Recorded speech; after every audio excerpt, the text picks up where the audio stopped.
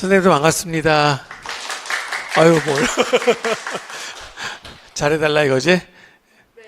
진례가 안 가요? 아니, 뭐 반응이 이래. 박수, 기껏 박수 쳐놓고. 네. 드디어 그러면은 2학기 강의 개강하도록 하겠습니다. 월요일 날 끝났죠, 그죠? 네, 별로 여러분들 쉬지도 못했겠네. 그래서, 일단은, 우리가 6달 딱 걸렸다, 그죠? 이런 강의가. 그래서 우리 앞에 가죠. 아마 굉장히 진부한 얘기일 거예요. 그 말. 그래도 어쩔 수 없이 해야 되겠다. 고기를 잡으려면 맨손은 쉽지 않죠. 그죠? 그러니까 일단 뭐가 있어야 돼요? 그물을 만들어야 될 거 아니야. 그래서 지난 6개월 동안 그물을 여러분들이 열심히 만드셨어요. 그치? 그러면 요 그물이 또 잘 잡히는 그물인지 확인해 봐야 되겠죠. 그죠? 그래서 그런 공부라고 생각하시면 될 것 같아요. 오케이? 네, 그래요. 그래서 제가 그러면은 이제 오늘부터 강의 안내는 좀 뒤에 하도록 하겠고요. 그래서 일단 여러분께 간단하게 당부의 말씀 드리도록 하겠습니다. 갑자기 소리 무거워졌네? 이거 원래 내가 오늘 예상한 게 아니었는데, 근데도 어쩔 수 없이, 그지? 엔진하는 거 여러분 되게 싫어하시죠? 네, 그냥 하도록 하겠습니다. 그래서 일단요, 이런 학생들 꼭 있거든. 그래서 오늘 나를 처음 만나거나 아니면 지금까지, 그러니까 왜 우리 6개월 동안 손만한 게 아니라 카톡 퀴즈 열심히 했었잖아요. 그죠? 네, 그래서 올해가 확실히 저는 이제 비교 여러분 잘 몰라도요. 저는 통계적으로 수백 명의 학생들을 만나니까 잘 알고 있잖아요. 그래서 작년보다 조금 학습량이 떨어지는 것 같아. 그리고 카톡 퀴즈 참여도 그 다음에, 그러니까 내 총 수강생 수는 작년하고 올해하고 거의 차이가 없거든요. 오히려 조금 더 늘었어요. 근데 카톡 퀴즈 참여율이 저조하더라고. 그러니까 아마 왜 그런 일이 있을까 짐작가는 바가 있기는 합니다. 이제 선발 인원이 많아졌죠. 그죠? 그러니까 무슨 생각을 항상 합니까?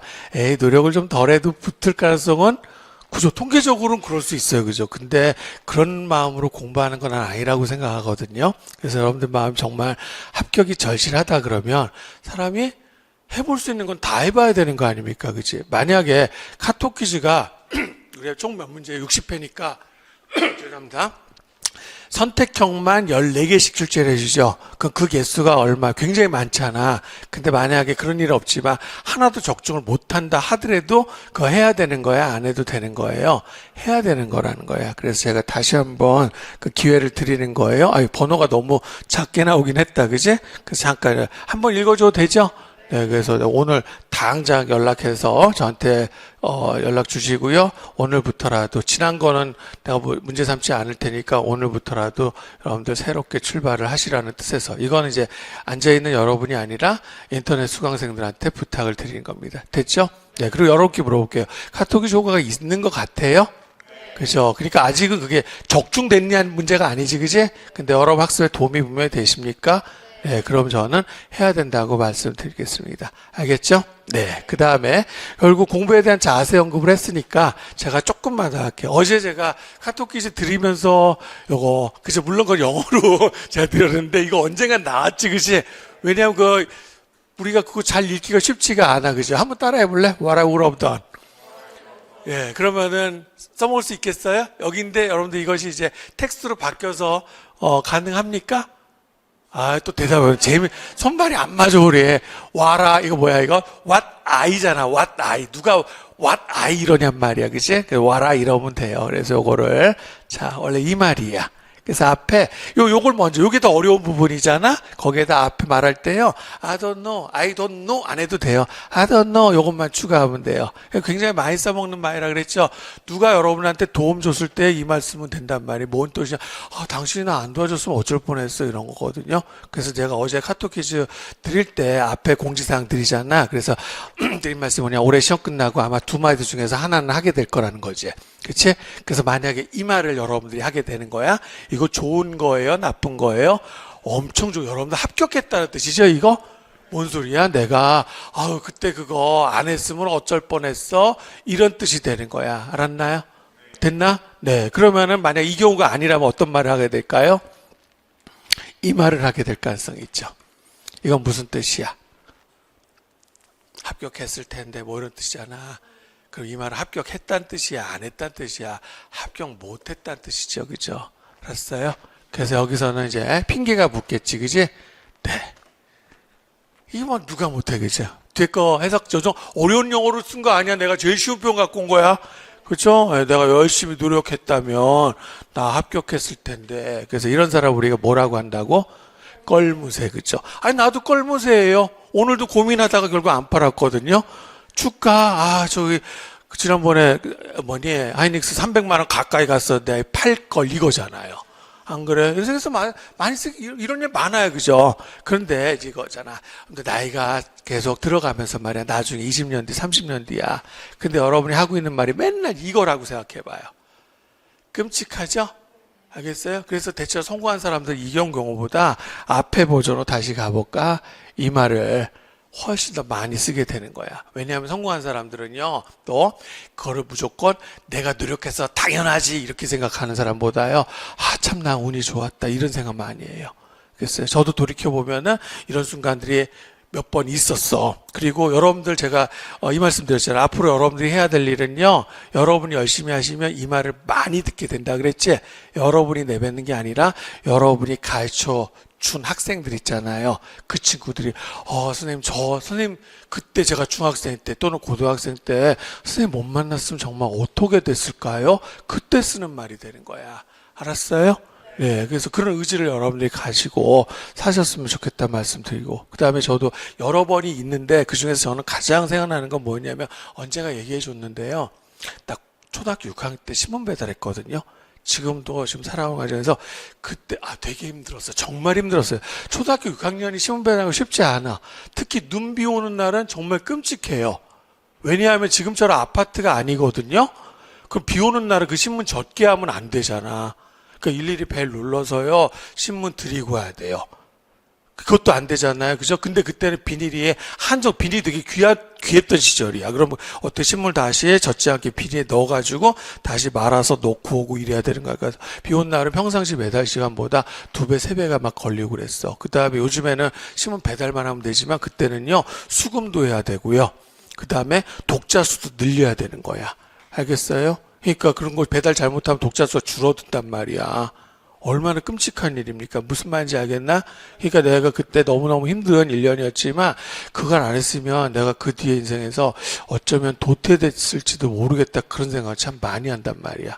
그래서 어떻게든 구독자가 떨어지지 않도록 제가 정말 최선을 다해서 진짜 진정성을 가지고 해야지 되거든요.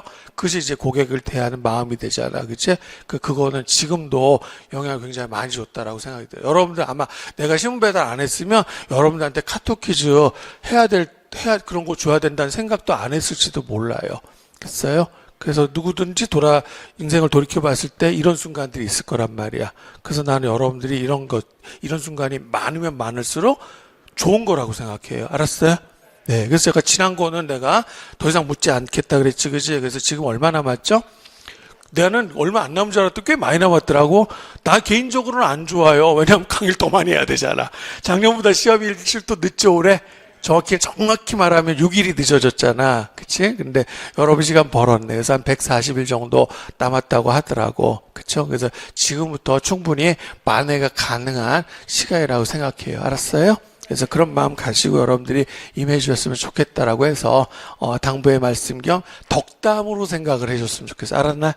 그래서 올해 끝나고 나서 여러분들이 다 이 말을 했으면 좋겠다라고 저는 생각을 해요. 됐죠? 네, 그래요. 그러면 자, 오늘부터 시작해야 되는 강의 안내하도록 하겠습니다. 그래서 지난번에 이거 얘기했었죠, 그제?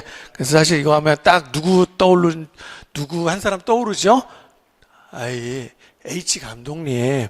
안 그래요? 다 우리나라, 아픈 거 제가 건드린 거야? 그래서 우리나라 축구 대표팀이죠. 합격할 자격 없었잖아.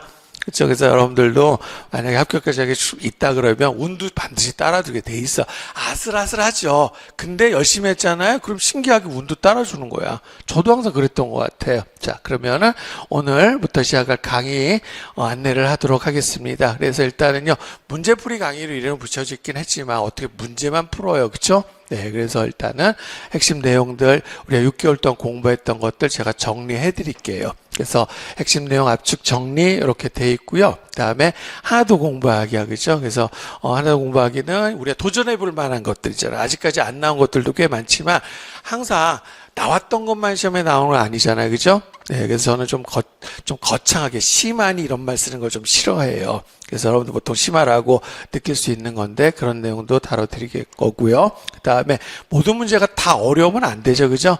항상 기본이 제일 중요한 거잖아. 그래서 기본 문제, 그리고 또 조금 그거보다 어려운 문제. 그래서 실전 문제 파트는 실전 문제 요 강의라면 항상 어떤 반응이 나오는 거 알거든요. 뭐냐면 투덜거리는 학생들이 되게 많아요.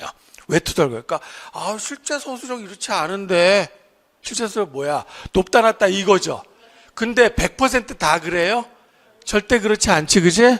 네, 그럼 높다, 낮다 해서 여러분들 시험이 걸러집니까? 안 걸러지죠, 사실은. 뻔하잖아, 이거. 그러니까 결국은 합격을 결정하는 문제는 높다, 낮다 이런 식의 서술형 문제가 아니란 말이야. 알았나? 네. 그러니까 괜히 자기 학습, 뭐라 그럴까요? 학습 좀 부진한 거죠. 그지? 네, 그거를 자꾸 핑계 사는데 그러면 안 되는 거고요. 그 다음에, 자, 문제가 너무 쉬우면요. 선수 훈련할 효과가 없는 거잖아. 그래서 항상 요거, 당연히 실제 나온 시험보다 조금 어려워야 정상이지?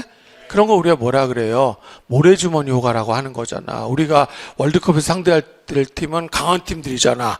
그치? 그러면은 강한 팀들하고 평가전을 해야 되는 거지. 무슨 월드컵 세계랭킹 100등 밖에 팀하고 해서 이기니까 기분 좋냐? 여러분한테 물어본 거 아니야. 그죠? 그분한테 물어보는 거잖아. 그러니 안 그러니? 그렇잖아. 2002년도하고 달랐던 게 2002년도는요. 왜 우리가 잘할 거를 예상했냐면 마지막 평가전 상대가 프랑스, 잉글랜드였어요. 근데 거의 대등하게 하더라고요. 그죠? 그러니까 기대를 갖는 거잖아요. 그러니까 여러분들이 이런 문제도 충분히 풀어낼 수 있는 그런 역량을 만약에 습득했다 그러면 합격할 가능성, 제가 볼 때 합격을 걱정할 필요도 없을 거라고 생각이 들어요. 알았어? 네, 그래서 서술형 문제가 조금 길어요. 그러니까 보통 이제 저는 여러분들 그거 보고 선생님 이거 4점짜리가 아니라 10점짜리 문제 같아요 라고 우기시더라고. 네, 근데 저도 인정. 근데 유용하죠. 한 문제 풀고 10점 요구가 있다 그러면 더 좋은 거 아닙니까? 그렇죠? 네, 그래요. 그렇게 생각해 주시기를 부탁을 드릴게요. 됐죠? 네, 그래요. 그러면 이제 강의 순서가 되겠습니다. 그래서 오늘 인구지리 하도록 하겠습니다. 그래서 오늘 인구지리 할 거 분량이 상대적으로 적죠?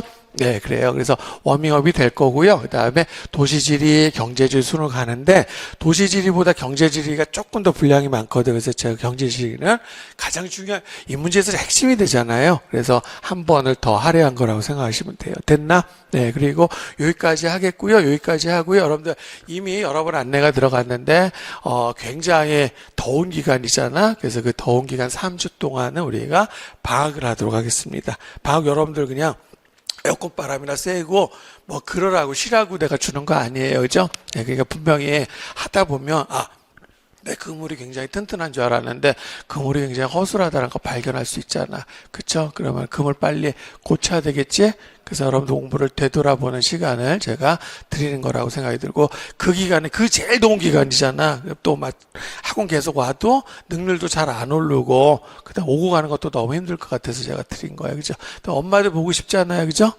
네, 엄마, 안 볼 거예요?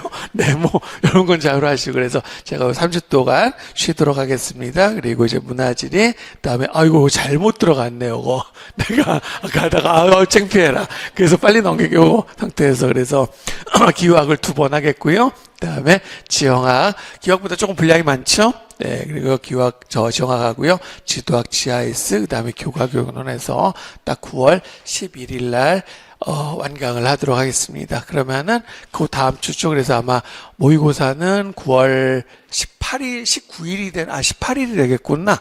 예, 그럼 그 무렵부터 시작한다라고 생각하시면 돼요. 모의고사는 5회 정도 예상하시면 될 것 같아요. 됐나요? 네, 그래요. 자, 그러면은 오늘 수업 시작하도록 하겠습니다. 인구지리. 자, 그러면 일단은 여러분들 제가 기본적으로 다 기본 교재들, 이런 교재들 가지고 있잖아요. 그죠? 그래서 같이 옆에 펴놓으셔도 될 것 같고, 그래서 그 내용 정리를 그대로 실어주는 것도 웃기는 거잖아. 그래서 제가 여기다, 일단은 그 해당 학문에, 해당 과목에, 세부 과목에 구조도들 하고요. 그 다음에 하나 더 공부하기 이렇게 실어놨어요. 그러면 여러분들도 똑같이 저 인구지리 구조도가 있죠? 네, 그래요. 그래서 5개, 뭡니까? 큰 주제로 구성이 되는 거지. 그래서 다 배운 거니까 간단하게 제가 인구지리 시작할 때 어떻게 했는지 아마, 기억이 있을 것 같은데, 제가 서랍론이죠, 이제. 그러니까 공부를 어떻게 돼요? 위계적으로 해야지, 공부를 위계적으로 해야지만, 나중에 인출이 쉬워지는 거란 말이야. 어디 들어가야지, 그치? 이해되나? 네, 그래서 이런 것들, 자, 만약에 어떤, 세부 학문에 있어서 구조도를 이건 제가 만든 거잖아. 꼭 이렇게 만들어야 되는 거 아니에요. 여러분 스스로 만들 수도 있죠. 그 작업을 해보는 거야. 그러면은 뭐가 향상이 될까요? 메타인지 능력. 그래서 향상이 되는 거야. 알았어요? 최고 사고력이란 말이야. 메타인지력이. 알았지? 그래서 그렇게 한번 그래야 여러분들 맨날 변명하는 거 있잖아. 아, 선생님 저는 공부는 됐는데 인출이 잘 안 돼. 새빨간 거짓말이야. 알았어요? 한 번만 내 앞에서 그 소리 해봐. 공부를 잘못한 거지? 입력이 잘못돼 있는데 그게 어떻게 인출이 되겠어? 그래야 안 그래요? 네, 그러면 안 되는 거야. 그래서 공부를 위계 있게 여러분들이 하시라는 뜻에서 제가 서랍으로 비유를 했잖아. 그래서 인구지리는 서랍 몇 개 필요한 거예요. 그게 5개 정도 필요한 거죠. 알겠어요? 근데 사실은 뭐 도시지리나 경제지처럼 양이 많은 건 아니잖아. 그러면 이렇게 5개 서랍 중에서 출제가 가장 유력해 보이는 서랍은 몇 번째 서랍입니까? 다 나올 수는 있어요, 골고루. 그죠? 근데 가장 출제가 잘 되는 부분은 2번째 서랍이죠. 그래서 왜 그러냐면은, 그런 문제가 있죠. 인구지리 전공 교수가 출제를 들어가는 게 아니라 지도학 지하 쪽에서 출제를 하거든. 그러니까 어떤 문제를 선호할 수밖에 없냐면 계량적인 문제를 선호할 수밖에 없어요. 그래서 인구 구조가 가장 많이 나오는 거야. 오케이? 네. 그 다음에 2번째로 공부량도 제일 많은 부분이야. 그리고 지금 가장 핫한 것은요, 인구 파트에서는 인구 이동이 되는 겁니다. 알겠죠? 그래서 인구 이동의 경우에는 제가 이론적인 것도 중요하고 팩트도 중요하다라고 제가 말씀을 드렸거든. 근데 선생님 아까요, 뭐라 그랬지 방금 전에? 지도학 지하수 쪽에서 내는데 이론적인 걸 건드릴 수 있을까요? 아이, 그래도 교수님들인데. 일단 알겠어요. 일단 하나 평가해드리고 그 다음에 또 어떤 것도 있어요. 굳이 이거를 인구지리에서 낼 거라고만 생각하지 마세요. 어디에서 출제해도 돼요? 도시지리에서 출제해도 상관없어요. 왜 그러냐면 여기서 가장 중요한 관심사는 트랜스 이슈가 되겠거든요. 그러니까 그 어떤 시기보다 세계적인 인구 이동이 많죠. 그죠? 맨날 요즘에도 뉴스 나오는 게 영국 같은 경우에 지금 북아일랜드에서 뭐 이주민, 뭐 혐오 뭐 이런 것들 나오잖아. 안 그래? 네. 그럼 결국 이주민들이 들어가게 되면은 그들끼리 차별받아서 격리돼서 모여 살기도 하고 그다음 스스로 응집하기도 하잖아. 그럼 자연스럽게 뭐가 되는 거야? 도시지리 문제가 되는 거잖아. 알았어? 그러니까 요거는 자 인구 이동 파트가 제가 강조한 거는 인구 이동으로 끝나는 게 아니라 도시지리 연결되니까 역시 중요한 내용이다라고 말씀을 드리고 싶은 겁니다. 알겠죠? 네, 그래요. 그래서 일단은 가장 큰 2개의 서랍을 강조했는데 또 그것만 복습할 수는 없는 거잖아요. 그죠? 네, 그래서 이거 일단 놔두고 필요하면 내가 페이지 넘겨가면서 하도록 하겠습니다. 자, 그러면은 첫 번째 여기 인구 성장 파트에서 공부해야 될 것들 한번 말씀 드려볼게요. 그죠? 그래서 오늘은 아직 워밍업이 여러분 덜 됐을 테니까 내용 정리 그러니까 원래 내가 생각하는 내용 정리보다는 저는 이건 한 30분 정도만 하고 문제 풀고 싶었는데 그거보다 조금 더 해드릴게요. 알았지? 네, 그래요. 그러면은 첫 번째가 요거지 경험적 인구 변천 모델이죠. 그래서 인구 변천 모델 여기서부터 시작하도록 하겠습니다. 그래서 이건 뭐 대답하기 하나도 어려운 거 아니라고 생각이 들어요. 그래서 이걸 넘기면 여러분들 아마 기억날 거야, 그지? 네, 그래. 그리고 이거는 중고등학교 교과서에도 수록이 되어 있는 거잖아. 그래서 인구 변천 모델 4단계를 구별합니다. 그래서 유치하게 그걸 뭐 다산, 다산 감사 이거 외웠다고 해서 공부 끝난 거 아니지? 그거는 뭐에 해당이 되는 거야? 최근에 교과교육론 끝나는데 극단적 교수 현상을 얘기를 하면 형식 고착에 불과한 거야. 그죠? 그러니까 여러분들 맥락을 파악하셔야 되는 거죠. 그래서 첫 번째 다산은 여기는 인구 성장률은 낮겠죠. 그죠? 많이 나와도 많이 죽는 거니까. 그래서 아마 전근대 사회에 거기에 당하는 국가들이 저럴 거고요.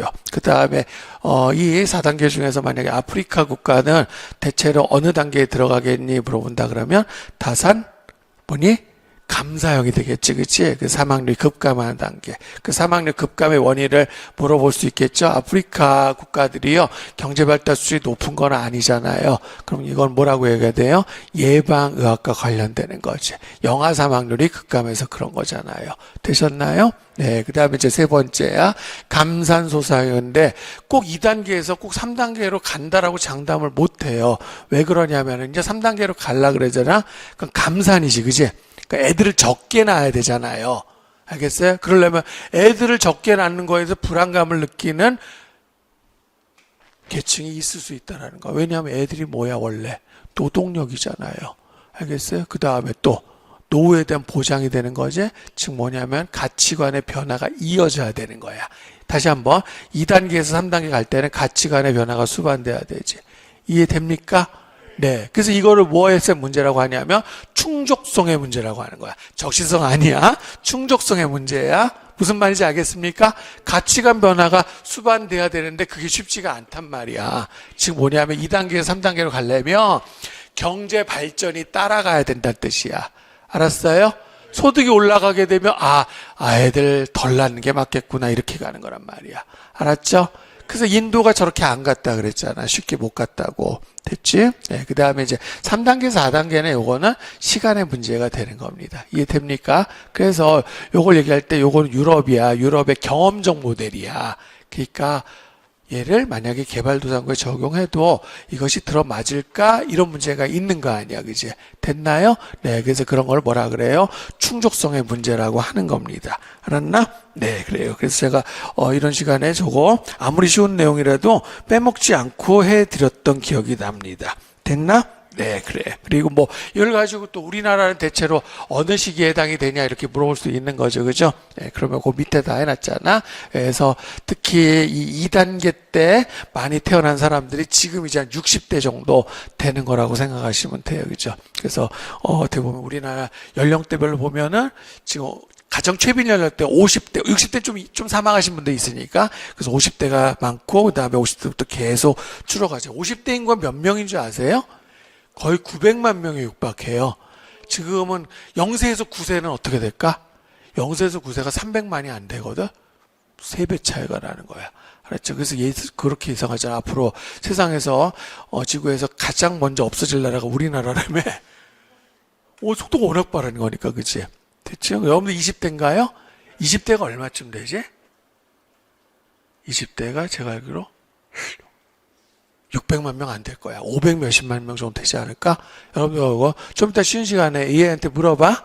알았어요? 네, 됐네. 자, 그러면은 그 다음 내용 한번 가볼게요. 그래서 두 번째로 여기 준비돼 있을 거야. 네, 그러면은 출산력하고 사망력이죠, 그죠? 네, 그래서 출산력과 관련된 지표가 나와 있어. 근데 그 전에, 자, 출산, 사망, 결국, 그걸 가지고 인구 성장을, 아까 말 그대로 인구 성장의 변천 모델이 되는 거잖아. 그치? 그래서 보통 인구 성장이라고 할 때 인구 성장률하고, 그 다음에 인구의 자연 증가율은 구별해야 되는 거예요. 알았어요? 네, 그래서 인구 성장률에는 뭐도 추가를 할까요? 어떤 해당 지역이 되니까 사회적 증가도 들어가는 거잖아, 그치? 그래서 자연적 증가율하고요, 인구 성장률을 구분하셔야 된다라고 분명히 말씀을 드릴게요.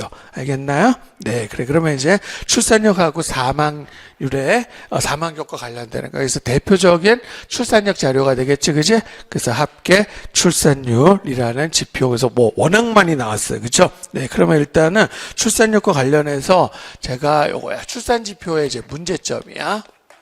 그러면 가장 기본적으로 많이 쓰는 게요, 출생률 요거를 많이 쓴단 말이에요. 인구 1000명당 얼마의 아이들이 태어나는가 이거가 되겠지, 그치? 됐나? 근데 요거 이제 문제점이 되는 거야. 그래서 어떤 지역이 자 A라는 국가하고 B라는 국가가 저출생률 요거가 높고 그다음에 여기가 상대적으로 낮을 수 있죠, 그죠? 됐나? 네. 근데 여기에 영향을 미치는 거야. 근데 봤더니 A라는 국가가 출생률 높아요. 그런데 요거야, 지금. 출산력 지표죠? 그렇다고 해서 여자들이 애를 많이 낳는 국가는 아닌 거야. 그러니까 여기서는 출산력이 낮을 수도 있어요, 없어요? 예, 출산력이 낮을 수 있고, 오히려 여기가 출산력이 더 높을 수도 있다라는 거. 어떻게 해서 이런 문제가 생기는 거야? 생길 수 있어요, 그죠? 왜 그런 거야? 예, 기본적으로 이것 때문이지. 연령 구조. 그러니까 이 A란 나라는요, 20대 인구가 워낙 많은 거야. 각기 조금씩 낳아도요, 뭐는 높을 수 있어요? 저출생률 높을 수 있는 거야. 근데 여기는 많이 낳는 나라야. 막 여성 한 명당 4명, 5명씩 낳아. 근데 20대 인구가 별로 없다라고 생각해 보세요. 그런 문제가 발생하지, 그지? 네, 그래서 출생력 지표 또 사망력 지표 둘 다 마찬가지다라는 거야. 알았나요? 그래서 조심해야 될 게 잡아요. 출산율이 낮아지는 거야. 출산력이 낮아져. 그러면은 인구가 우리가 감소할 것으로 예상할 수 있잖아. 근데 당장에는 그것이 안 된다라는 거야. 왜냐하면 출산력이 낮아도 결국은 연령 구조, 인구 구조 상태가 그렇게 돼 있다면은 인구가 성장할 수 있다라는 거죠. 그렇죠? 그래서 거기서 이제 필요한 요구가 있다. 제가 문제풀이에도 해놨거든요. 그래서 그거를 인구 모멘텀이라고 얘기를 하는 거야. 알았어요? 그러니까 무슨 뜻이에요? 얘가 출산력이 낮더라도 젊은 인구 구조가 그 나라가 젊은 인구 구조를 가지고 있다 그러면은 잠재력이죠. 인구가 증가할 잠재력을 가지고 된다. 이런 뜻이 되는 겁니다. 알았습니까? 그래서 제가 선생님 저런 게 왜 나와요? 그렇게 반문할지 모르겠지만 뭐 그렇게 해서 나왔던 게 뭐냐면 재작년인가 뭐 나왔어요? 표준화 사망률. 표준화 사망률 나올 거라 누가 생각했어, 그치? 그러니까 여러분들 요거는 당연히 대비를 해둬야 되는 문제라고 생각을 하는 거지, 그치? 알겠죠? 네, 그래요. 그래서 출산력, 우리가 이미 사망력 지표의 문제점은, 물론 그 문제는 조금 아쉬웠어. 왜냐면 모순이 되는 거, 그거 답이에요, 그치? 여러분들 제가 이런 시간에 풀어줬잖아. 그 표준화 사망률 문제. 네, 근데 그래도 의미가 있는 거란 말이야. 그래서 역시 출산력 사망력 지표의 문제가 나왔으니까 이번에는 출산력 지표의 문제를 물어볼 수 있는 거죠. 그래서 출산력이 낮아도 인구 증가가 예상된다 이거야. 예, 그런 경우 바로 인구 모멘텀이라고 얘기를 하는 겁니다. 알겠죠? 네, 그러면은 저출생률 그래서 별로 안 쓰는 거란 말이야, 얘가. 그 다음에 합계 출산율 계산할 수 알겠어요? 오래전에 나왔으니까 이거 안 해도 되죠? 네, 그래요. 그러면은 합계 출산율에서 제가 그럼 분모에다가 200으로 나누니까 그거를 질문을 많이 하더라고. 선생님, 분모가 1000이 돼야 되잖아요. 근데 왜 그래요? 합계 출산율이라는 게 각 5세 단위지, 그지? 그럼 이미 5배로 곱해진 상태가 되는 거잖아. 그래서 200으로 나눠주시면 되는 겁니다. 됐나? 네, 그 다음에 총 재생산율도요, 이미 시험에 나온 적이 있었지, 그지? 그러니까 결과 어떻게 돼? 합계 출산율인데 그 중에서 여자아이가 차지하는 비중이 거기를 곱해줘야 되는 거잖아, 그죠? 안 그래요? 네, 그래요. 됐고, 그 다음에 아직까지 안 나왔던 게 이제 순재생산율이라든가 아니면 모합이 안 나왔고요.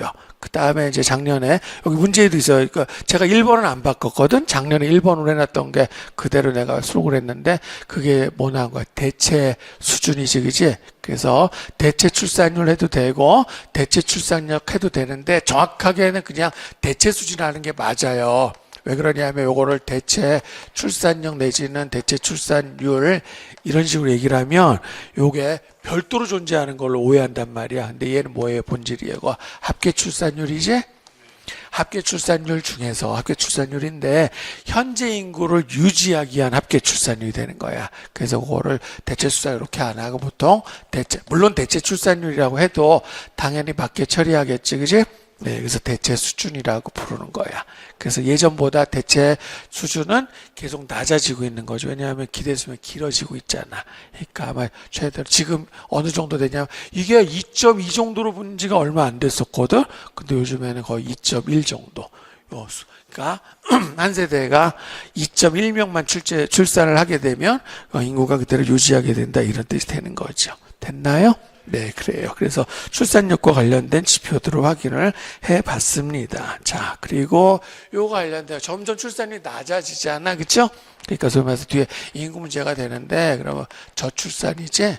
그래서 저출산의 이제 배경에 대해서 물어볼 수 있는 거잖아. 그쵸? 그 저출산의 배경에 대해서 물어보면, 자, 열린 답이, 열린 문제야. 그치? 한 3가지 정도 얘기해 봐요. 1번. 가장 중요한 게 뭘까요? 저출산의 배경은? 소득이에요, 소득. 이 사람들아. 이렇게 얘기할 줄 알았어. 아까 감산소사에서 기억나죠? 다산감사에서 감산소사를 바꾸려면 뭐가 필요하다 그랬어요? 경제발전, 그게 충족성의 문제잖아. 알았나? 이해되나요? 일단 1차적으로 뭐예요? 소득이에요. 소득에서 저출산 국가치고 가난한 나라가 있냔 말이야. 이게 먼저 있어야 되겠지, 그지?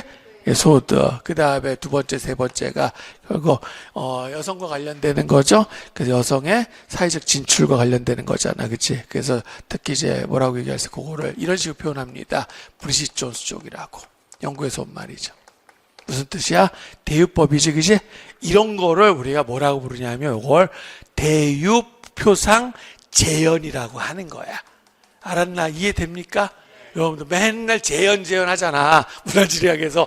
도대체 그 말을 왜 쓰냐고. 모르면 쓰지 말란 말이야. 몰라 써야 되나? 시험 봐야 되니까. 예. 이해되나요? 그거를 이렇게 재현한 거라고 이 단어로 써요. 그래서 브리짓 존스가 무슨 뜻이에요? 결국은 이걸 보여주는 거지, 그지? 그러니까 30대 고학력 미혼 여성들을 그렇게 재현한 거라고. 표상, 재현, 대유. 알았나요?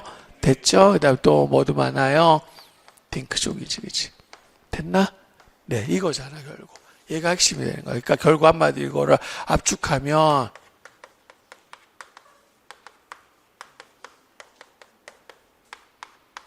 이해되나요? 소득이 올라가면 자녀 요양성 이게 뭐라고요? 노후에 대한 보장, 그치? 그 다음에 소득원이 되는 거죠, 그죠? 그 다음에 결국 이렇게 된 이유는 자녀를 키우는 양육비가 증가하는 거죠. 예, 양육비는 증가하잖아. 그래서 양육비 종류를요, 우리 보통 세 가지로 나누는 거잖아. 직접적인 비용.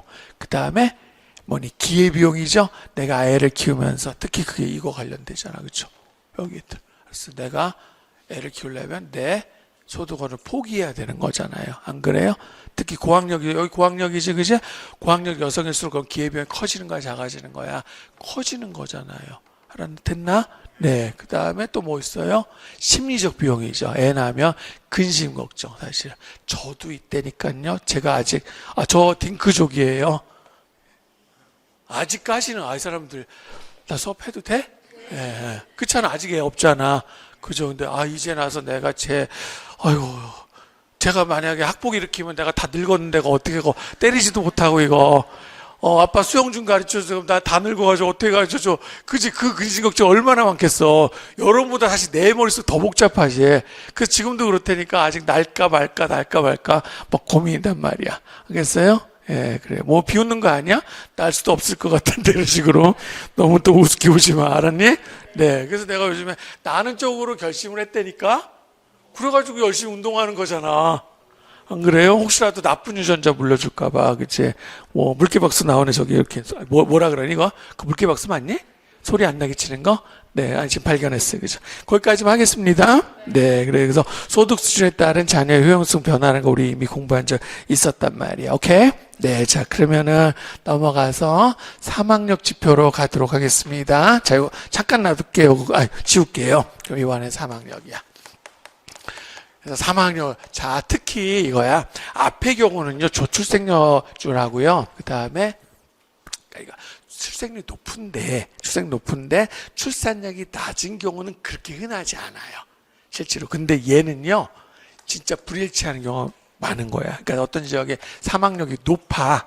알겠어요? 그러면 소위 말해서 이게 경제 수준하고 연결시켜 보란 말이야. 앞에 거는 경제 수준하고 딱 일치하거든요. 근데 얘는 일치하지 않은 경우가 굉장히 많았단 말이야. 사망률 높은 국가가요.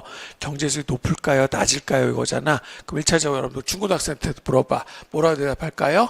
경제 수준이 낮을 거라고 얘기할 거 아니야. 안 그렇다고. 요즘에는 사망률이 높은 국가가 어떻게 돼요?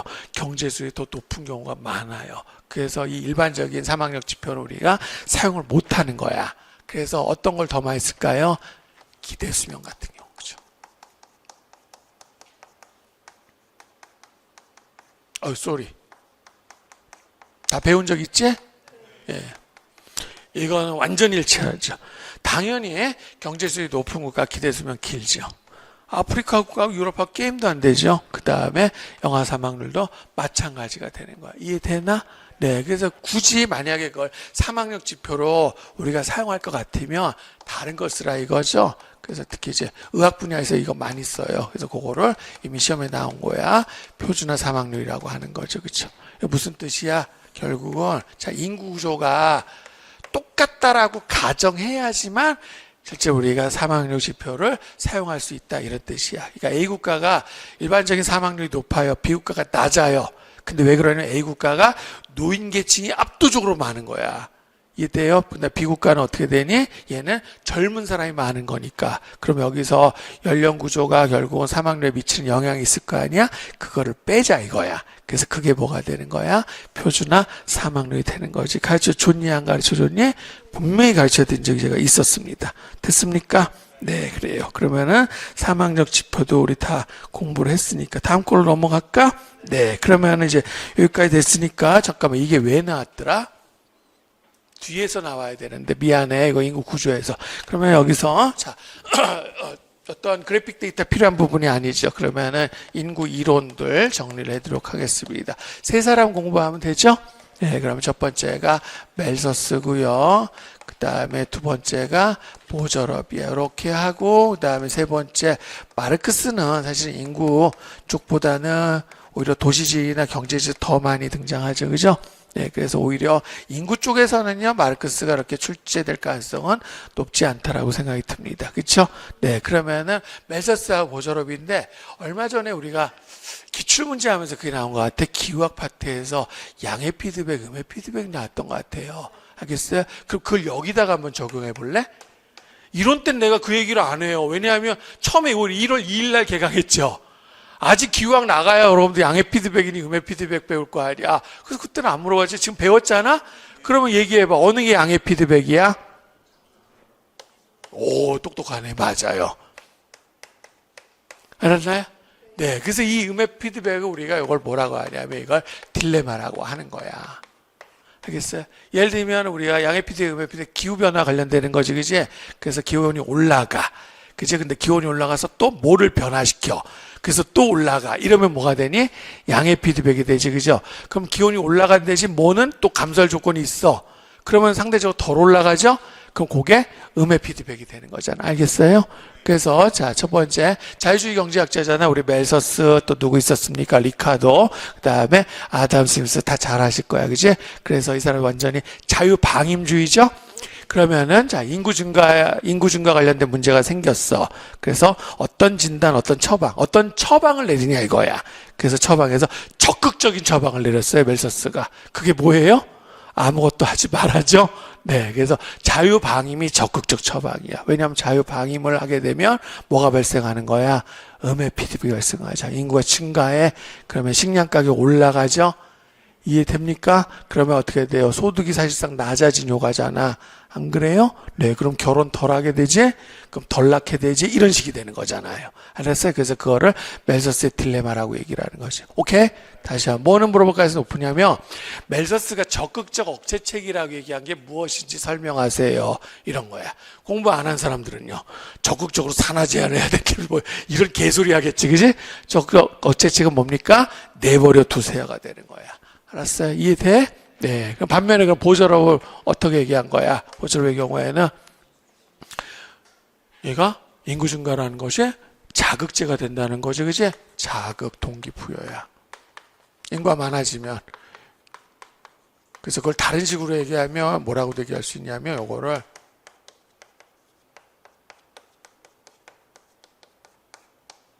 알겠어요? 밀도의 경제라고 얘기할 수 있죠.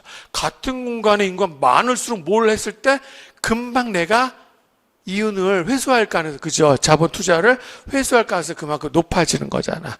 안 그래? 네, 그래서 인구가 증가해. 그러면은 자, 어떻게 돼? 저쪽에 버려진 땅이 있지. 수확량 얼마 안 나오는 거잖아. 그러니까 내가 거기 열심히 개간해서 수확량 늘리면 많이 팔아먹을 수 있는 거 아니야. 안 그래요? 네, 그렇기 때문에 결국은 인구 성장이 그대로 유지되는 거야? 인구가 감소하는 거야? 인구 성장이 유지되는 거지. 오히려 더 빨리 증가할 수도 있다라고 얘기를 한 거야. 그래서 제가 아까 요거를 양의 피드백이라고 얘기한 겁니다. 다 알아들었습니까? 네, 그래요. 됐네. 자, 그 다음에 멜서스의 경우, 마르크스의 경우에는 인구 증가 자체를 사실 고민한 게 아니라 진짜로 그게 인구가 과잉 인구가 아니라 그랬죠. 그죠? 어떤 거야? 그 과잉 인구라는 건 의도적으로 만들어진 거라는 거지. 그지? 자본주의 시스템이. 알겠어요? 네, 그래서 그 정도만 하시면 될 것 같고, 그 다음에 오히려 제가 인구주의에서 앞에 뒤에서 도시지리나 인구지리는 제가 철저하게 어떤 식으로 활용했냐면 워밍업 단원을 활용했거든요. 그죠? 그래서 도시지, 경제지 예습하는 거, 그죠? 그래서 조절 이론을 앞에서 제가 가르쳐 드렸잖아. 그래야 뒤에 공부하는데 더 학습효과가 생길 수 있을 거라 생각한 거죠. 그죠? 일단 물어보겠습니다. 다 배웠으니까. 조절은 뭡니까? 서술하세요. 안 물어보겠지만, 그죠? 나올까 솔직히 낫다고 생각이 듭니다. 왜냐하면 답 여러 가지 나올 수 있거든.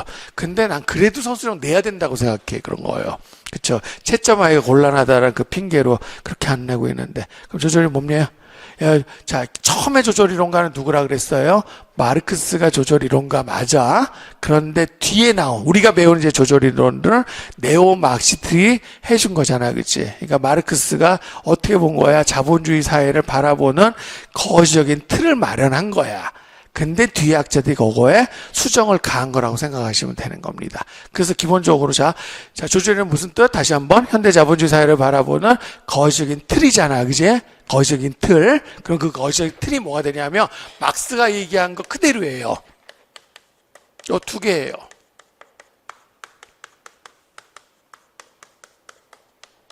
요게 거시적인 틀이 되는 거지. 즉 하부 구조가 뭐를 결정해? 상부 구조가 되는 거야. 그 하부 구조 뭘 뜻하는 거야? 이거 생산 시스템이지. 이해되나요? 그 상부 구조 요거 제도죠. 제도. 그럼 어떻게 보면 요거 뭐라도 볼 수 있냐? 분배 시스템도 볼 수 있는 거야, 이게. 요거 제도. 그쵸? 즉 요거는 뭐와 관련되냐면 국가와 관련되는 거잖아요. 알았어? 이렇게 생각하시면 되죠. 됐나?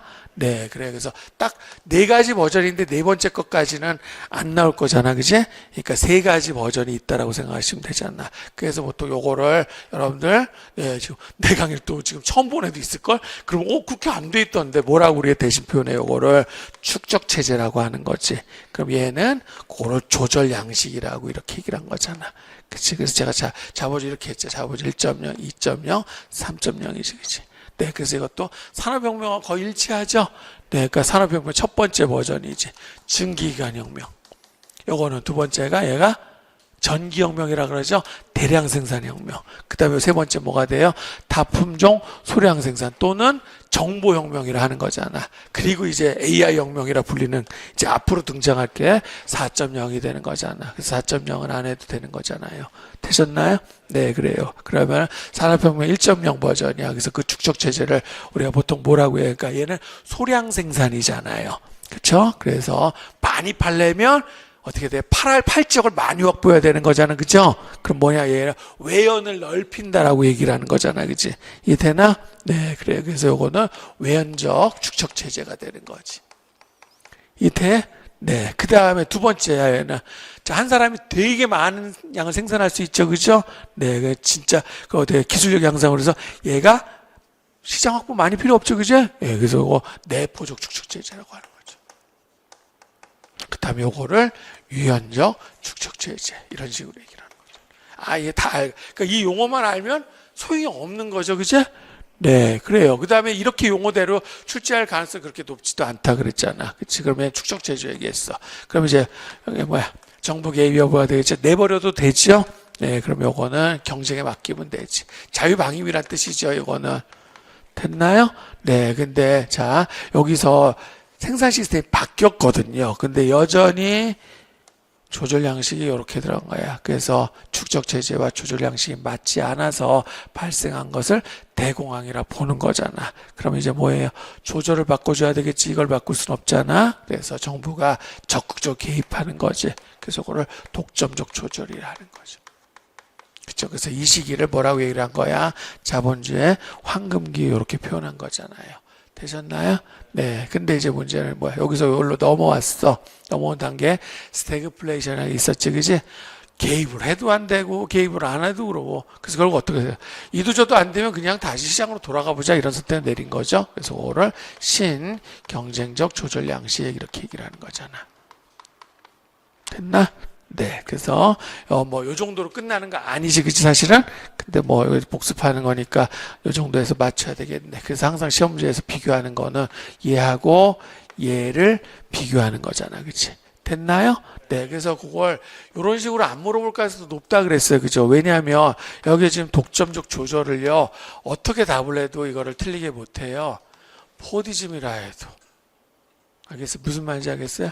예, 그럼 어떻게 돼? 얘도 말 그대로 보디심적 축적도 돼요. 그 말도. 그래서 이거보다는 어떤 형태로 출제하는 경우가 더 많이 하면, 그러니까 자본주의 2.0하고 3.0만 비교하는 거야. 됐어요? 네, 그래서 정부의 개입이 아까 조절을 독점적 조절, 그 다음에 뭐 있었지? 하나가 신경쟁적 조절이잖아. 그 말 대신에 다른 식으로 쓰죠. 그죠? 독점적 조절의 다른 표현이 되죠. 그죠? 이해돼요? 관리주의 도시형 기억납니까? 예, 그러면 신경적 조절의 다른 표현 뭐가 돼요? 네, 그럼 이거는 기업가주의가 되는 거야. 쏘리. 그래서 독점적 조절이냐 아니면 신경적 조절이라 아직까지 한 번도 안 냈거든? 그 이유가 있는 거란 말이야. 그래서 그 자리에 대신에 이런 것들을 많이 합의의 표현으로 많이 물어보잖아. 그죠? 그래서 사실 우리는 지리에서는 이걸 더 많이 쓰지만은 다른 쪽에서는 이걸 더 많이 쓴다 그랬지. 그지? MPM 뭐야 이게? 신공공관리라는 표현을 많이 쓰는 거잖아요. 그죠? 됐나? 네. 그래서 기본적으로 인문지리에서는 어쩔 수 없이 근현대사, 그죠? 최소한의 근현대사적인 그런 지식이 있어야 되고요. 그 다음에 세계 경제를 바라보는 여러분들이 안목은 최소한 가지셔야 된다라고 말씀을 드리고 싶습니다. 됐나? 네, 그래요. 그래서 인구 성장 파토의 내용 정리 한번 해봤습니다. 좀 더 속도를 높여야 되겠네? 네, 그럼 여기서 잠깐만 칠판 한번 지우고 계속해도 괜찮을까요? 네. 네, 계속하겠습니다. 분위기가 되게 좋아졌어요. 그죠? 우리 방금 전 쉬는 시간 10분 정도가 굉장히 유익한 시간이었다고 생각이 들거든. 아, 이럴 줄 알아서 그냥 찍을 걸. 그죠? 보여줘도 괜찮은 거죠. 나쁘지 않았잖아요. 그죠? 네, 그래. 근데 뭐, 작은 건 어쩔 수 없어. 직항에 유리한 점이네.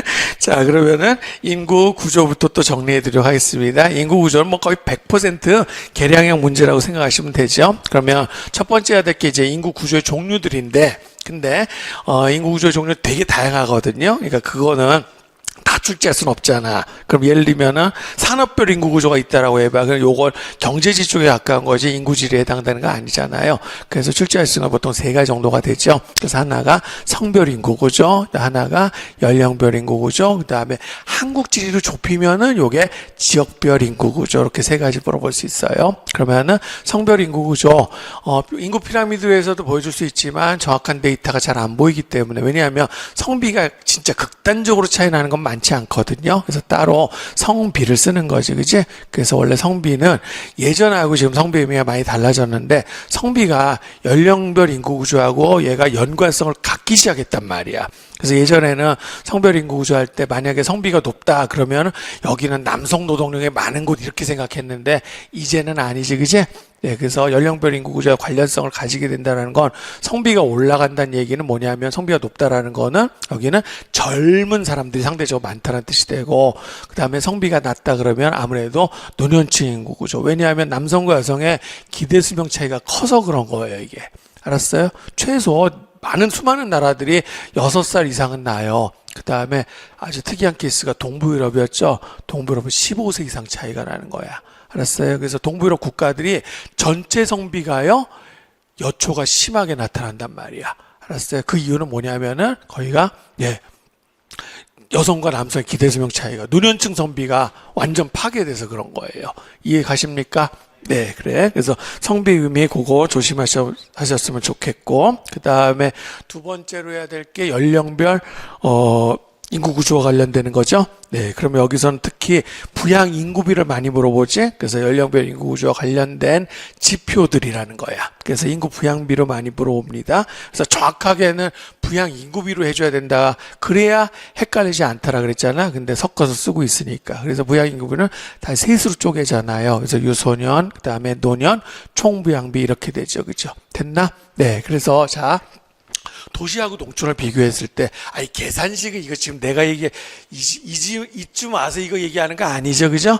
당연히 뭐예요? 분모에는 청장년층 인구, 그 다음 위에 유소년층 인구 곱하기 100 하는 거잖아. 이건 여러분 당연히 아는 거야. 그래서 도농간 비교했을 때, 얘가 처음에는 아이들을 가르쳐 주면 뭐를 제일 어려워하냐면 총부양비를 어려워한단 말이야. 그러니까 여러분 이거는 약간 빌드업이 필요한 거야. 아이들 가르칠 때도 그럼 잡아. 첫 번째 유소년 부양비는 도시하고 농촌이 중에서 어디가 크니 그러면 애들이 유소년 부양 이렇게 얘기한단 말이야. 그 다음에 노년 부양비는 두 개를 비교하면 어디가 크니 그럼 이런단 말이야. 왜 빌드업이 필요한지 느낌이 옵니까? 그러면 이제 세 번째가 총부양비야. 그럼 어디가 높니? 라고 여기서 쉽게 대답이 안 나오거든? 그럼 여러분 어떻게 가르쳐 주면 돼요? 분모만 봐라 이거야. 청장년층 그럼 도시가 많겠어? 농촌이 많겠어? 도시가 많죠. 그러니까 도시가 총부양비가 낮게 나오는 거예요. 이러면 끝나요. 어려워요? 안 어려워요? 하나도 안 어렵지, 그지? 그러니까 먼저 이렇게 하고. 근데 있잖아, 사실은 다시 여기로 돌아가는 거야. 그럼 그거야. 분모만 보라 그랬죠, 그죠? 그럼 봐라. 아이들이요, 농촌보다 도시에 많을 것 같은데, 문제는 부양비잖아. 그러면 분모가 뭐야? 청장년층이지? 그럼 도시 아이들이 많은데, 누구도 많아요. 부모도 많은 거야. 그 다음 농촌 아이들이 적은데, 모두 적어요? 청장년수 적은 거야. 그럼 어디가 더 많지? 여기서 해결하는 거야. 그래서 제가 물음표 해놓은 거죠. 이해됩니까? 네, 그래서 이건 결국 자 유소년 부양비는 결론부터 얘기하면 도농 간 뚜렷한 차이를 언급할 수 없는 거예요. 이해되셨어요? 네, 그래서 유소년 부양비는 도농. 그러니까 예를 들면 어떤 지표들 비교하는 거야. 그래서 얘가 총부양비라고 해봐. 그리고 얘가 노년부양비를 하면은 사실은 상관관계가 있죠. 노년부양비 큰 데가 총부양비도 높은 거예요. 이해되나? 네, 그런데 만약에 이게 총부양비고 이번에는 유소년 부양비라 해봐. 어떻게 돼요? 대체로 이렇게 올 가능성이 높다라는 거야. 즉 총부양비에 상관이 없이 유소년 부양비가 도시나 농촌이나 거의 비슷하게 나오는 경향이 있단 말이죠. 되셨나? 네, 그래요. 됐고 그 다음에 세 개가 그래서 됐어. 자, 그리고 이제 누룡하셨습니다. 조심해야 되지. 얘는 분모가 유소년층, 그 다음에 분자가 노년층이 되는 거예요. 알았어요? 네, 그래서 보면은 특히 우리나라 노령화 지수가 지금 어떻게 됐대요? 전국 평균값이 지금 100을 넘었다며요. 실질가 0세에서 14세 인구보다 지금 65세 이상이 넘어버렸대잖아. 전국 평균치가요. 이해돼? 그러니까 옛날에는 그나마 그거 가지고 도시나 농촌이나 구별했는데 지금 그것도 안 되는 거란 말이지. 해결됐죠? 네, 그 다음에 이제 마지막으로, 요것도요. 노령화 지수를 그냥 고령화 지수로 쓰기도 해요. 그러니까 요거는 노냐 고 차이가 아니야. 그래서 요거는 고령화율은 뭐냐면 총 인구 중에서 노년층 인구 비율인데 쓴 용도가 좀 다르다 그랬죠. 그러니까 얘는 보통 고령화 속도와 관련되는 거야. 그래서 7%까지는 고령화. 그 다음에 14%까지 고령 이런 식으로. 근데 우리나라는 고령화 사회에 들어온 거는 되게 늦었는데 이걸로는 굉장히 빠르게 진입하고 있다라는 거 우리 공부한 적 있었잖아요. 되셨나? 네, 그래요. 자, 그러면은 요 관련해서 특히 극단적인 사례들을 가지고 왔어. 그래서 인구 부양비를 시도별로 전국을 다 비교할 수 없거든. 그래서 특징적인 것들이야. 그래서 뭐냐면은 서울하고 경기가요. 자, 서울의 경우가 총부양비가 서울이 경기보다 조금 낮거든. 예, 그런데 스타일이 다르죠. 노년 부양비 어디가 높은 거야? 알겠어요? 이렇게 되는 거죠. 그죠? 서울하고 경기하고 역전되는 케이스. 알았나요?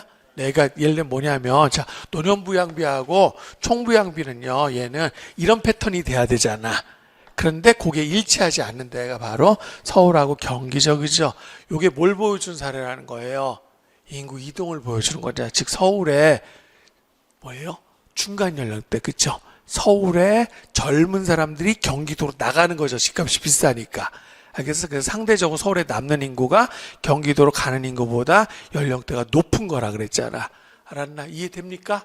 네. 그래서 그거 보면 왜 이거 지금 처음 얘기하는 거 아닌데 그때는 열심히 안 듣고 이제 와서 알았어요. 지금이라도 해야 되죠. 됐나? 네. 그리고 이제 전남 완전 넘사벽이거든요. 항상 여기. 근데 왜 다시 보여줄까 이거? 사건이 있었죠. 그지?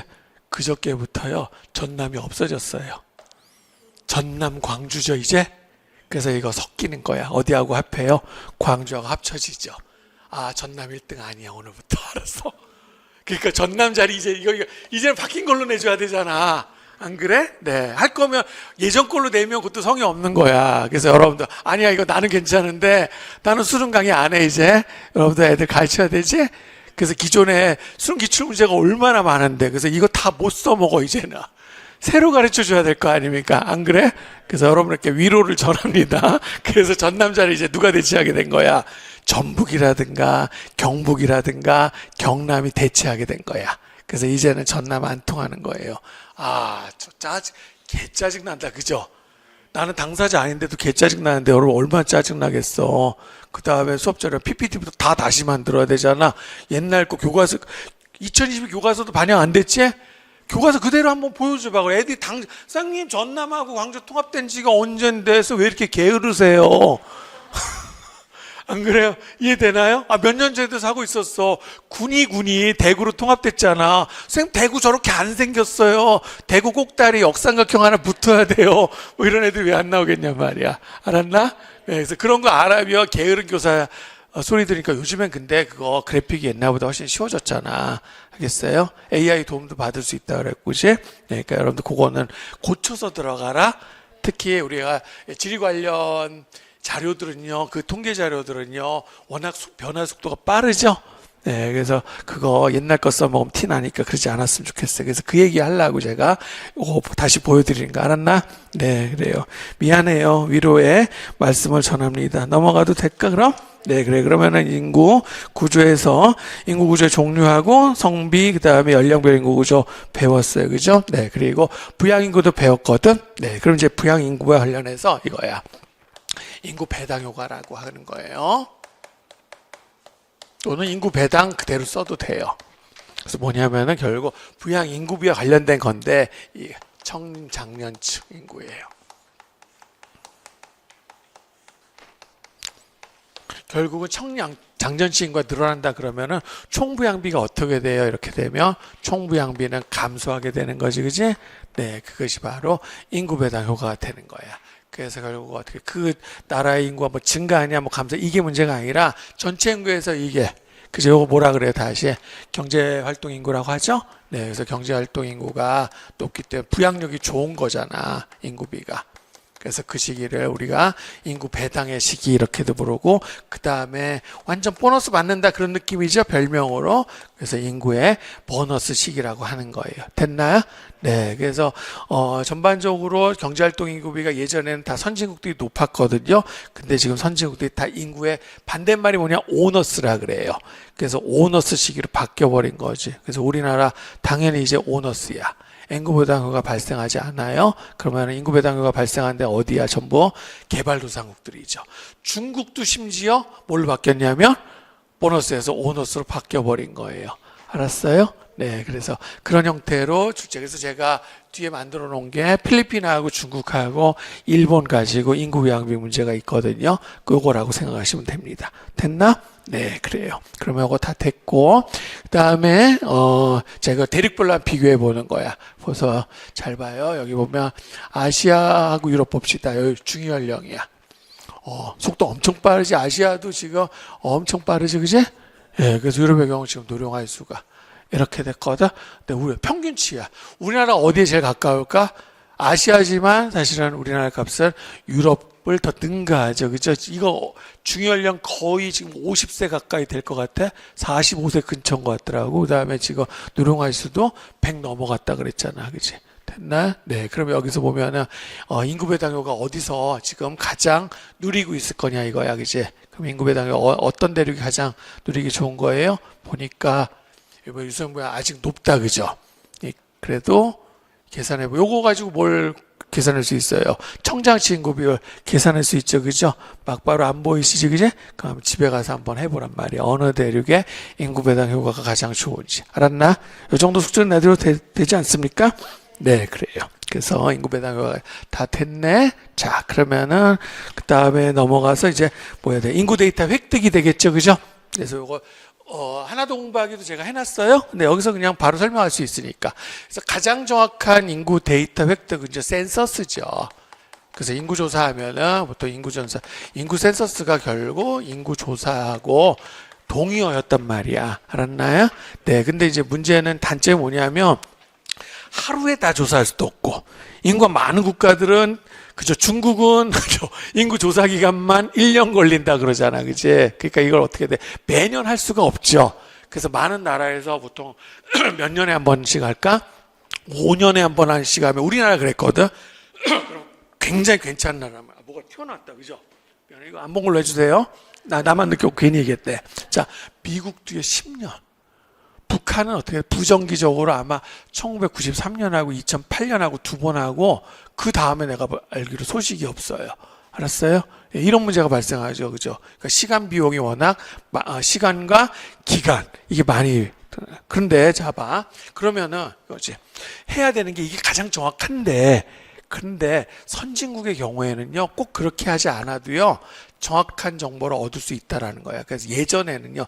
이게 경제가 발달수준이 낮은 나라는 조사한 데이터하고 신고한 데이터의 차이가 크거든요. 근데 선진국이 별 차이 없다라는 거지. 그래서 우리나라도 이제는 바꿔버렸죠. 그지? 그래서 신고한 데이터 가지고 이거를 데이터를 얻는 거란 말이야. 그래서 그거를 동태 통계라고 하는 거죠.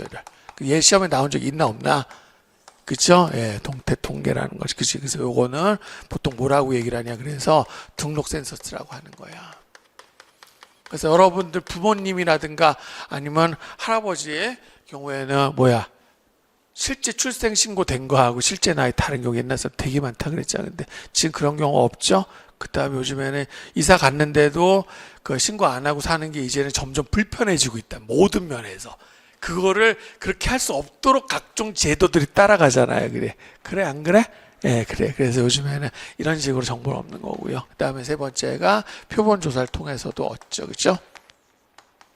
근데 최근에 출제가 됐기 때문에 제가 볼 때 요거는 당장 출제될 가능성이 그렇게 높지 않다라고 생각이 됩니다. 그래서 인구 데이터 획득까지 한번 우리가 확인을 해본 거네요. 그렇죠? 됐나? 네, 그래. 그러면은 인구 분포로 가도록 하겠습니다. 그래서 인구 분포는요, 과거에는 굉장히 중요한 주제죠. 전통적인 지리학에서는 되게 중요한 주제지만 요즘에는 상대적으로 관심이 많이 떨어졌어. 근데 그렇다고 해서 무조건 또 안 나온다라고 할 수는 없는 것 같아. 그래서 인구 분포와 관련된 자료, 일단은 예전에 뭐 세계 인구 조밀 지역, 희박 지역 이렇게 되는데 그러면 이제 뭐냐? 자연환경과 관련성이잖아, 그지? 근데 요새 그렇게 중요하지 않잖아. 그래서 그래도 그래서 인구 상위 인구국들 있지, 그지? 그래서 어떻게 고등학교, 중고등학교 책에 있다 그랬어요. 인구 줄다리기. 그치? 그래서 7나라면 1등 할 수 있다 이거잖아. 그치? 여기 보면 7나라까지 해도 대략 합해보면 40억 정도 나올 거란 말이야. 그래서 제가 세계 인구 상위국들 한번, 그래서 이 정도까지는 그렇게 아무리가 이론적인 것이 중요하다 그래도 여러분들이 과목에 대한 전공에 대한 애정이 있다면 이 정도는 대답해 줄 수 있어야 되잖아. 치사하게 아이가 16등, 17등으로 이런 건 빼도 되지만 7등까지는 정확한 정보, 그래도 7등까지는 정확한 정보를 제공하는 건 나쁘지 않죠? 그래서 여러분들 잘 아실 거고 인도가 앞질러 버렸어요. 그리고 3등까지는 거의 안정권이라는 생각이 들고 4등에서 7등은 순위가 사실 브라질이 계속 밀리고 있죠. 그래서 4등으로 올라갈 가능성이 있는 나라가 어떤 나라야? 나이지리아가 워낙 인구 증가 속도가 빠르니까, 그지? 원래는 10위권 바깥의 국가거든? 그럼 2050년 이후로 조사해보면 여기가 또 순위 안에 들어갈 가능성, 올라갈 거로 예상된 나라들이 여 만만치 않다, 그지? 최근 통계에 하면 뭐 러시아, 비공식적으로 에티오피아가 러시아 제낀 거가 나오더라고? 그 다음에 이번에 깜짝 놀랐을 거야. 아니, 저 나라가 52년 만에 월드컵 나갔는데, 어디에 콩고죠? 탈락하긴 했는데 잉글랜드하고 먼저 넣었을 걸 아마? 잉글랜드가 겨우 어거지로 그죠? 치사하게. 내가 이거 입고 왔거든요. 네, 이거 내가 왜 나중에 얘기하겠지. 생존 때문에 그런 거라 했잖아. 그지? 나는 영국 떨어졌으면 좋겠어. 솔직히. 여기선 얘기할 수 있는데 가서 못하니까. 예, 그래서 여기 오 나라 와 15위네. 그지? 됐나? 그래서 인구 상위, 일본도 어떻게 돼? 일본도 조만간 내려올 일만 남은 거잖아, 그죠? 그래서 인구 상위 20개국을 한번 확인을 해봤습니다, 그죠? 네, 그래요. 그러면 일단은 세계 인구 분포 특성에 대해서 언급을 한 거잖아, 이게. 네, 그래서 자연적인 결국은 영향이 있다라는 거잖아요. 그래서 예전보다 인구 분포가 중요도가 떨어진 이유 중에 하나가 과거에는 그래서 뭐라 그래, 그거를 그 환경 수용력이라는 측면에서 인구분포가 중요했는데 지금은 관련이 이제는 그보다는 뭐가 더 중요한 거야? 인구분포의 균등성이 사실 더 중요하거든. 그래서 오히려 인구의 분포는요, 도시 내부에서 분포가 훨씬 더 중요해진 거야. 그래서 여러분들 이미 시험에 2배 나왔던 거야. 상위 지수 등 이런 것들이 있었잖아. 그죠? 네, 그런 것들이 부각이 되는 거지. 그래도 잠깐 확인해 봅시다. 그래서 이 세계 인구 분포는 아무래도 기후라든가 지형과 관련성 무관할 수가 없는 거잖아. 그치? 그래서 기후와 관련성을 한번 보는 거야. 그럼 전체적으로 어떤 기후대에 가장 인구가 많이 살까요? 라는 거죠. 네, 그러면은 그치? 그 다음에 가장 인구가 희박한 데는 어딜까요? 이거 쾌페로 얘기한 거야? 한대기후. 됐나? 네, 그 다음에 요거보다 조금 나을 거 이렇게 되죠? 네, 그럼 이제 2개가 남네. 어디 쪽에 그래 높을까요? 그치? 왜 그럴까요? 이게 생활 자원이 풍부하고 그 다음에 많은 저개발 국가들이 이쪽에 있을 거 아니야. 어찌 보면 요거 역전 가능성이 있을까 없을까? 사실 있다라고 생각이 들어. 그래서 전 세계의 인구 분포 기후와의 관련성이 되는데, 근데 그보다는 대륙죠.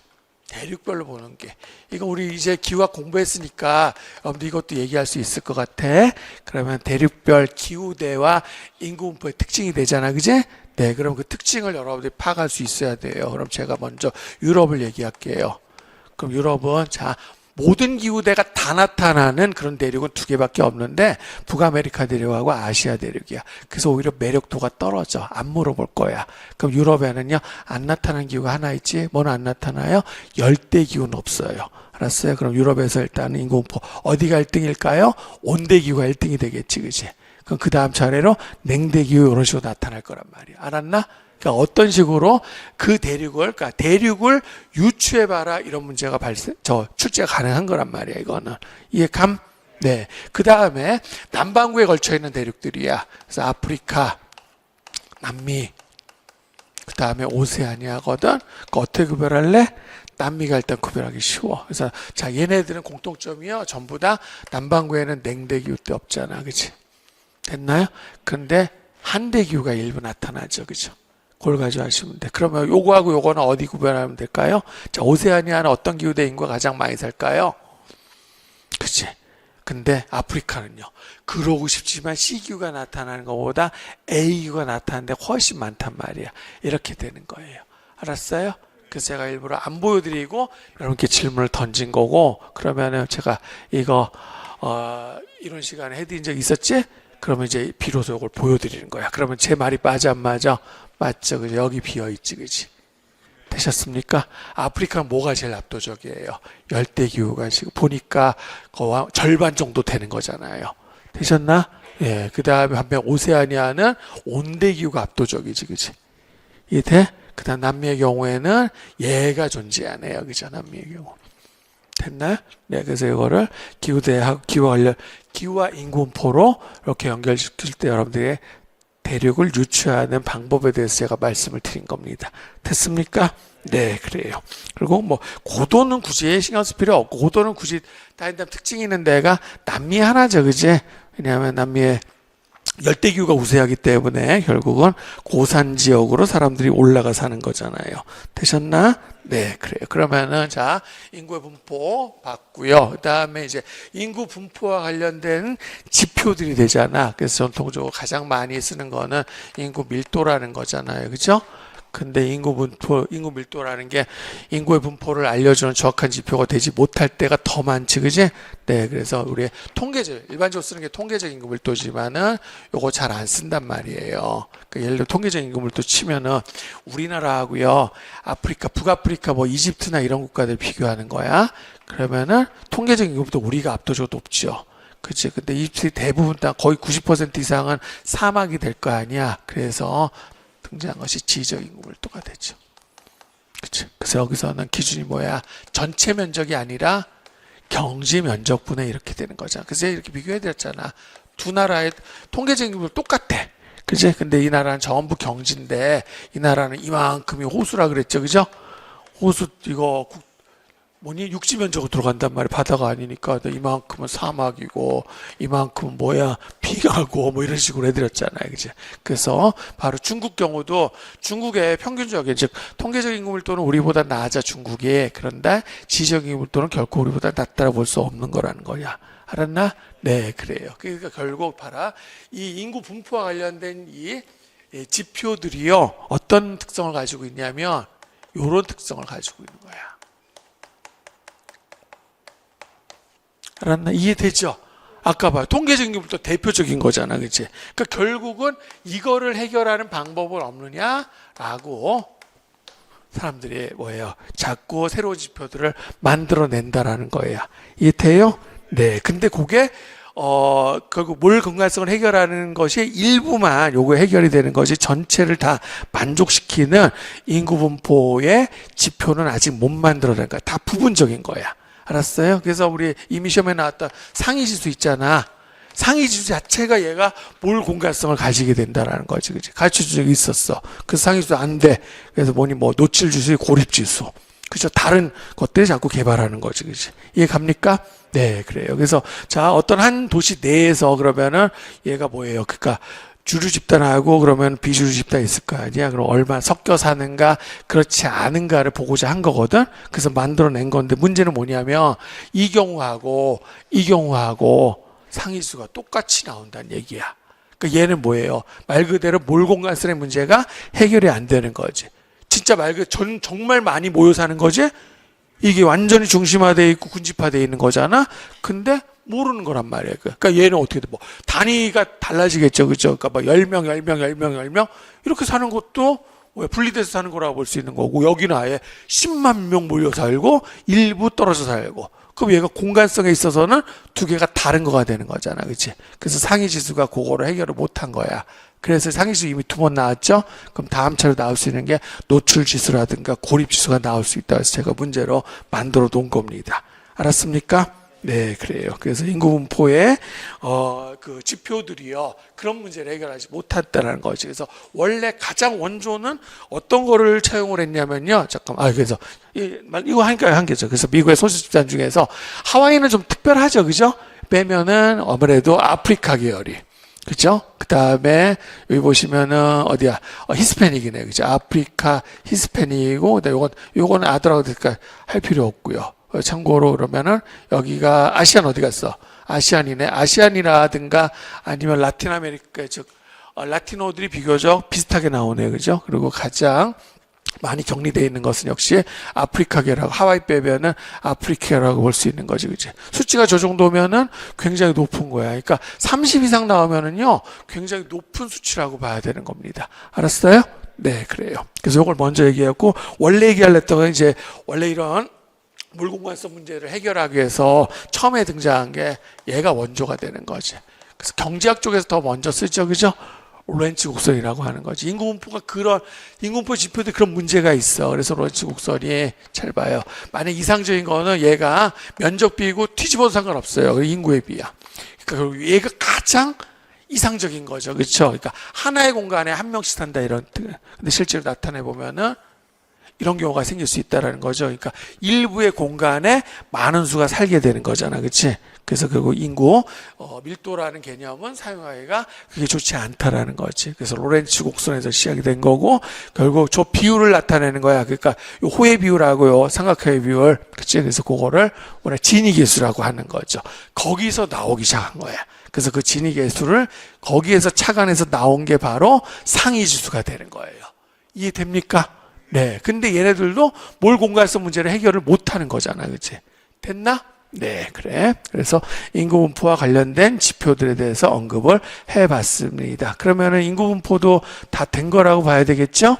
네, 그래요. 그러면은 가장 분량 많은 인구 이동 정리를 해드리도록 하겠습니다. 자, 아직까지 시험에 나와야 되는데 안 나온 게 하나 있다 그랬어요. 그래서 패터슨 또는 피터슨의 인구 이동의 유형이거든요. 그러니까 처음 단계부터 어렵게 나올 가능성이 없기 때문에 가장 출제가 여러 가지, 요게 영순이라 그랬지, 그지? 그래서 보석 이동하고 혁신 이동을요, 일단 기평 일단은 유력해 보여요. 근데 기평이 아니라 바로 막바로 서술이 나오는 경우도 있거든. 그러면은 비교해 보세요, 그거야. 그럼 2주에 간 거잖아. 그러니까 기원지에서 생활 패턴을 그대로 비슷하게 답습하려는 거를 보석 이동이라 하는 거고요. 생활 패턴을 바꿨어요. 그거를 혁신적 이동이라 하는 거지. 이해되나? 예, 일단은. 그래서 그 두 가지. 네, 그래서 나머지 거, 이제 각각의 경우에는 어떻게 출제를 할 거냐면, 인구 2주의 사례를 주어지고요. 그럼 요것이 제시가 되고, 그럼 거기에서 어디에 해당하는지 이렇게 물어볼 수 있는 거예요. 알았어? 이해되나? 네, 그러니까 자, 여기야. 만약에 강요적 인구 이동이라 하더라도 요거하고 요거는 좀 다르다 이거죠. 그쵸? 그죠? 그래서 예를 들면 도피 추출은 뭐가 될까요?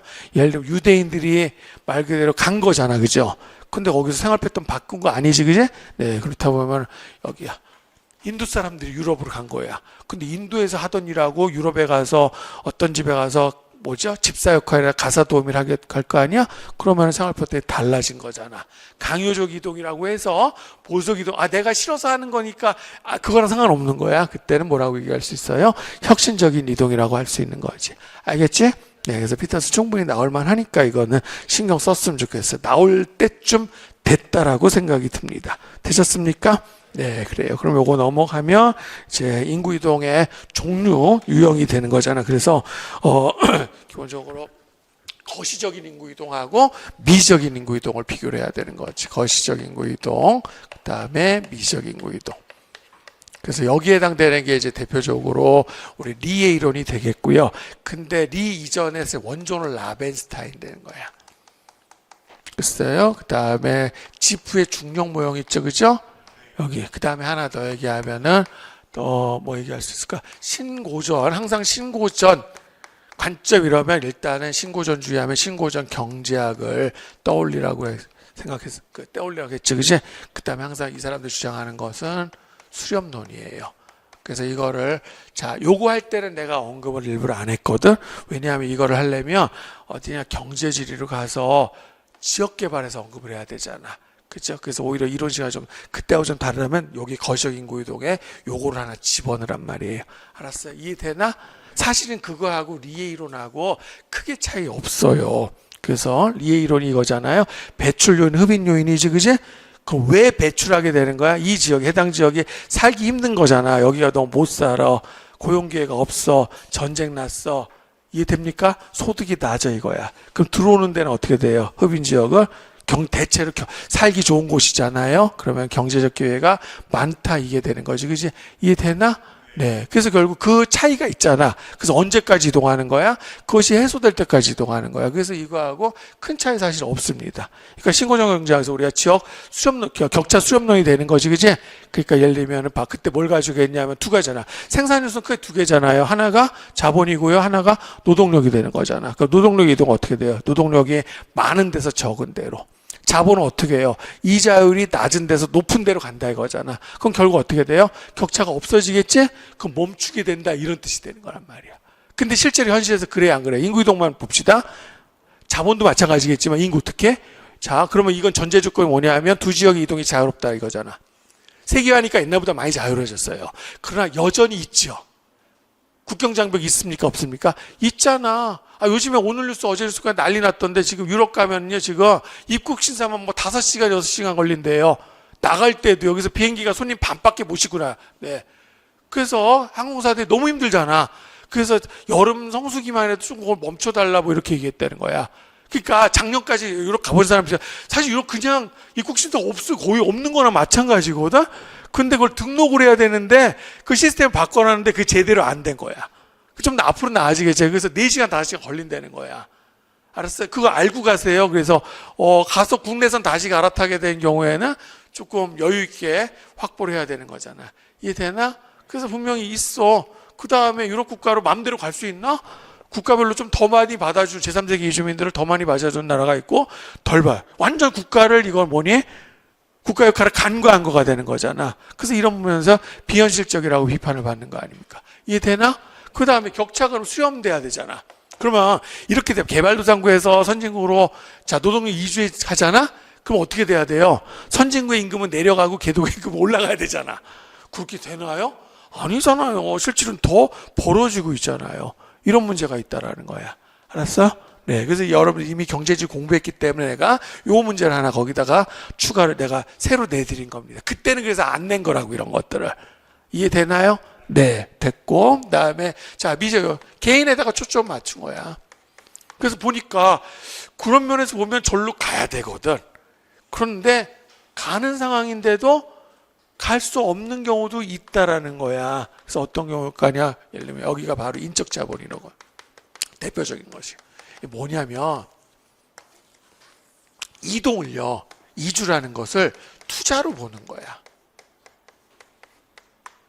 이해돼요? 네. 그 이주랑 투자는 뭐야? 그러니까 결국 내가 생각했지. 내가 이동했을 때 내가 70이라고 해봐. 절로 지금 다 가거든요, 지금. 당연히 여기서 내가 10,000원 받고 저쪽 가 50,000원 받아. 가야죠, 그죠? 근데 70이야, 내가. 그럼 내가 앞으로 얼마 살지? 그래, 건강하게 100세까지 산다 칩시다. 근데 내가 저기 이동하는, 이주에 가는 비용이 들 거 아니야. 근데 그거를 그 기간에 회수할 수 있을까? 이 문제가 발생하는 거잖아요. 알았어요? 이해돼요? 네. 그래서 요거는 뭐를 설명하기 좋으냐면, 자가개발도상국에 선진국 가는데, 젊은 사람들이 가요? 나이 든 사람들이 가요? 젊은 사람. 왜냐하면 회수 기간이 투자잖아요. 그럼 회수 기간이 길죠? 그럼 갈가스 높은 거지. 이해됩니까? 네. 알겠어요? 그 다음에 봐라. 숙련 노동력하고 그 다음에 미숙련 노동력이야. 그럼 누가 갈 게 더 좋은 거야? 숙련 노동력이 가기 더 좋은 거란 말이야. 알겠어? 그래서 그런 부분에서 여기 설명하기가 좋은 건데, 근데 여기 설명 못하는 것도 있단 말이야. 자, 뭘 설명 못할까요? 가도시화 현상. 농촌하고 그 다음에 저개발과 도시라고 해보세요. 그럼 어떻게 돼요? 도시에 일자리가 많아서 가는 거야? 아니죠. 누가 봐도 저 가봤자 실업자 할 수 있는 거는 배달밖에 없는데 이렇게 되는 거잖아. 그래서 그런 거 설명 못 해주는 거야. 그리고 제3세계 이주민 선진국 가는데 실제로는 숙련 노동력 이주예요? 저숙련 노동력 이주예요? 저숙련 노동력 이주할 거죠. 숙련 노동이 가더라도 어디 선진국 가면 개발도상국에서 이 사람이 숙련 노동력이지만 선진국 가면 저숙련 노동력이 되는 경우 있어 없어? 있죠. 그죠? 네. 그래서 인적 자본이론은 이런 것들을 설명을 못 해주는 겁니다. 알았어요? 네, 그래요. 그래서 인구이동, 거시적 인구이동하고 그 다음에 미적 인구이동에 대해서 우리가 비교를 해본 거지, 그치? 됐나? 네, 그래서 미적 인구이동의 대표가 뭐야? 딱 하나만 하세요. 그래서 어차피 나와도 그거 나올 거야. 인적 자본론이야, 그치? 그래서 인적 자본 내가 그럼 회수할 수 있을까? 이걸 따져보는 거잖아. 그래서 그거를 투자니까요. 비용 편익 분석이라 하는 거잖아요, 그치? 알았지? 네. 그 다음에 또 거기에는 어떤 변수 고려하냐. 야, 내가 처음 가면 너무 시행착오 크지 않을까? 근데 말이야, 가만보니까 이미 우리, 소위 말해서 어떻게 돼요? 소수 집단의 네트워크 형성이 돼 있는 거야. 아, 다들 갔는데 이제는 갈 수 있잖아. 그럼 뭐야? 그때 나타나는 것이 소위 말해서 연쇄이주야. 알겠어요? 내가 저기 가서 잘할 수 있을까? 고민하고 있는데 이미 형님이 가서 자리 잡았대. 연락 왔어. 초청장도 왔어. 알았어요? 그 경우가 바로 연쇄 이주가 되는 거야. 알겠어요? 그래서 요거는 뭐야?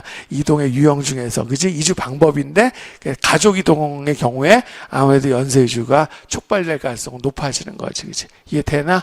네. 그럼 왼쪽에 해당되는 게 뭡니까? 거시적 인구 이동에 해당되는 게 흡인 배출론, 배출 흡입론, 그 다음에 또 신고전적 경제학적 입장이 되겠죠, 그죠?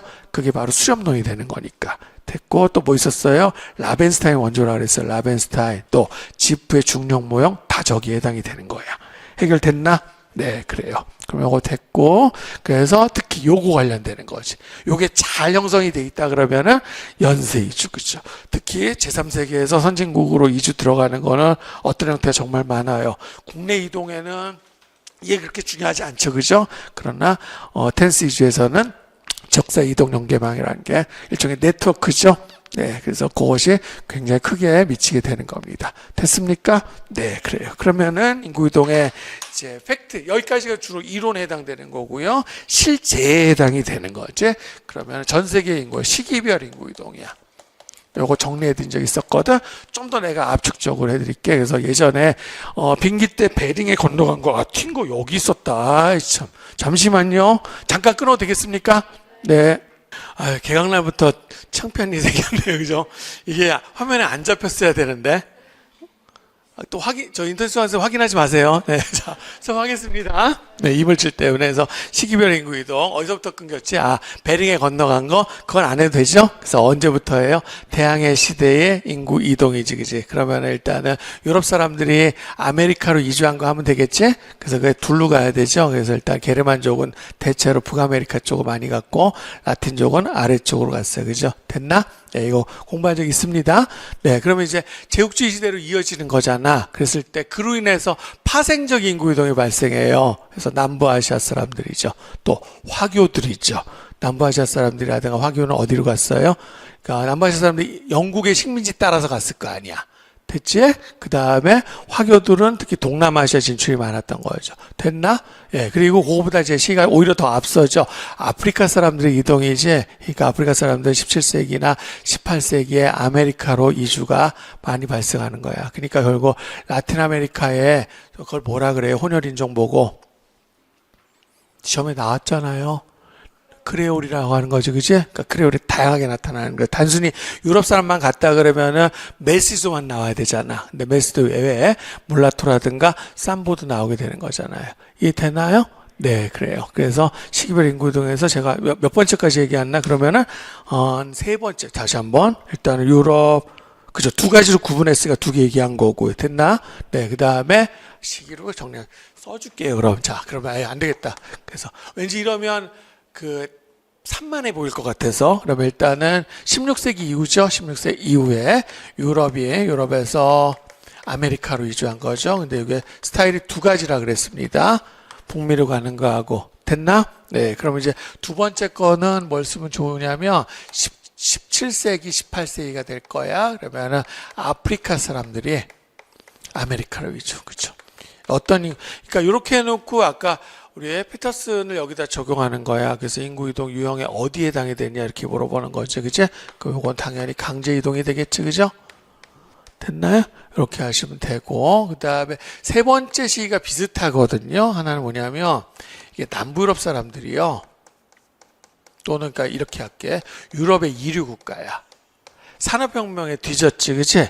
그래서 이 사람들이 어디로 오게 되는 거야? 아메리카로 이주할 수도 있고, 그 다음 기타 유럽 지역, 그러니까 인류 국가인 유럽 지역으로 가기도 하는 거예요. 글쎄, 이렇게 되고, 그 다음에 이 시기는 제국주의 시대거든? 그러면은 남부 아시아 사람들이죠. 그렇죠? 인도 사람들이야. 그러면 영국 식민지 찾아서가 아니라 영국이 그런 정책을 쓴 거잖아요. 그렇죠? 같은 식민지를 하더라도 인도가 좀 낫다고 본 거지. 그래서 인도 사람들 아프리카로 보내고 그 다음에 심지어 어디까지 보냈어요? 인도 사람들 카리브해로 보냈잖아. 그치? 그래서 카리브해 가면 가이아나라는 나라가 있지? 거기 뭐 인도 사람이 거의 절반 가까이 돼요. 그랬어요? 네, 됐네요. 그 다음에 화교들이죠. 화교 진출. 이렇게 하시면 됩니다. 됐습니까? 네, 그래요. 그 다음에 이제 나머지 이제 20세기로 들어오게 되겠네, 그지? 그러면 20세기는 특히 이제 미국의 입장에서는 대공황이 발생해 버렸거든. 그때부터는 어떻게 돼요? 제한적 이민 시대로 바뀌게 되는 거죠. 됐나? 네, 그래서 한동안 멈췄다가 그러면 이제 2차 대전 이후가 되는 거죠. 그래서 세계가 정치적 변화를 겪고 있잖아. 그래서 지금 현재는 크게 세 가지 형태로 되잖아. 그래서 라틴 아메리카 사람들의 북아메리카 이주, 그죠? 네, 그 다음에 어디에요? 나머지 지역이야.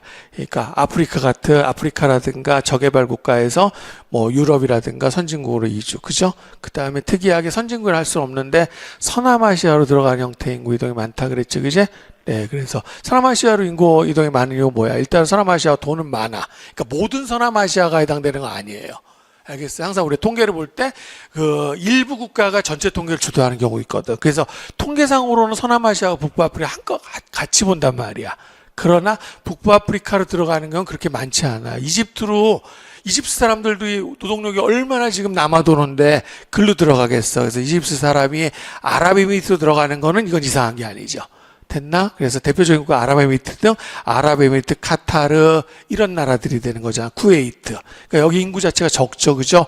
$5 많지, 그지? 그러니까 여기가 노동력 부족 문제를 겪고 있는 거잖아. 그래서 들어간 사람들은 남성 노동력이 많을 수밖에 없죠. 그러니까 거기는 그 현지인들은 어떻게 돼요? 현지인들은 노동의 계층이 봤을 때 위쪽으로 가게 되는 거. 그 다음에 이슬람 자체가 사실은 육체 노동을 그렇게, 그러니까 이게 기독교하고 좀 차이점인 것 같아. 육체 노동을 조금 아래로 보는 그런 성격이 있어. 그 문제점이라 그러더라고. 그러니까 하다못해 뭐냐면 농업을 하더라도요, 이 사람들이 목축업을 선호하는 거야. 알겠어요? 왜냐하면 그 사실 마호메트가 그렇게 얘기를 했대요. 농사 효율성이야. 니네가 이거를 아무리 열심히 해도 이건 우리 힘으로 되는 게 아니라 알라께서 기후를 안 주시면은요 흉년이 될 수 있잖아. 근데 양들은요 얘네들이 기후가 나쁘든 상관없잖아. 그죠? 그런 게 뿌리 내린 전통이라 그러대. 그래서 육체 노동을 조금 한 수 아래로 보는 경우 있지, 그치? 그다음 또 하나 이슬람교 여성 노동력 활용할 수가 없잖아. 안 그래? 여성의 사회 진출이 상대적으로 적기 때문에 많이 들어가는 거잖아. 그래서 이런 시간 여기도 많은 시간 제가 할애해서 강의를 했던 기억이 나는니다. 됐나? 네, 그래요. 그래서 지금 현재 세 군데로 많이 들어가죠. 네, 그러면 일단 첫 번째가 유럽으로 많이 현재 인구 이동이야. 현재의 트랜스 이주. 그래서 물어본다 그러면 어떻게 물어볼까 해서 놓겠습니까? 문화지리하고 합쳐서도 가능하지 이거는. 그러면은 해당 국가 언어가 가장 중요한 문제잖아. 그래서 원래 식민지배 당하던 국가에서 많이 들어가겠지, 그지? 뭐 어떤 면에서 유리한 거야? 언어 면에서 유리한 거잖아. 영국으로 들어간 사람 과거 영국 식민지 국가들, 프랑스도 마찬가지가 되는 거. 월드컵만 보더라도 알 수 있는 거고요. 됐나요? 다만 이제 독일이 좀 다르죠.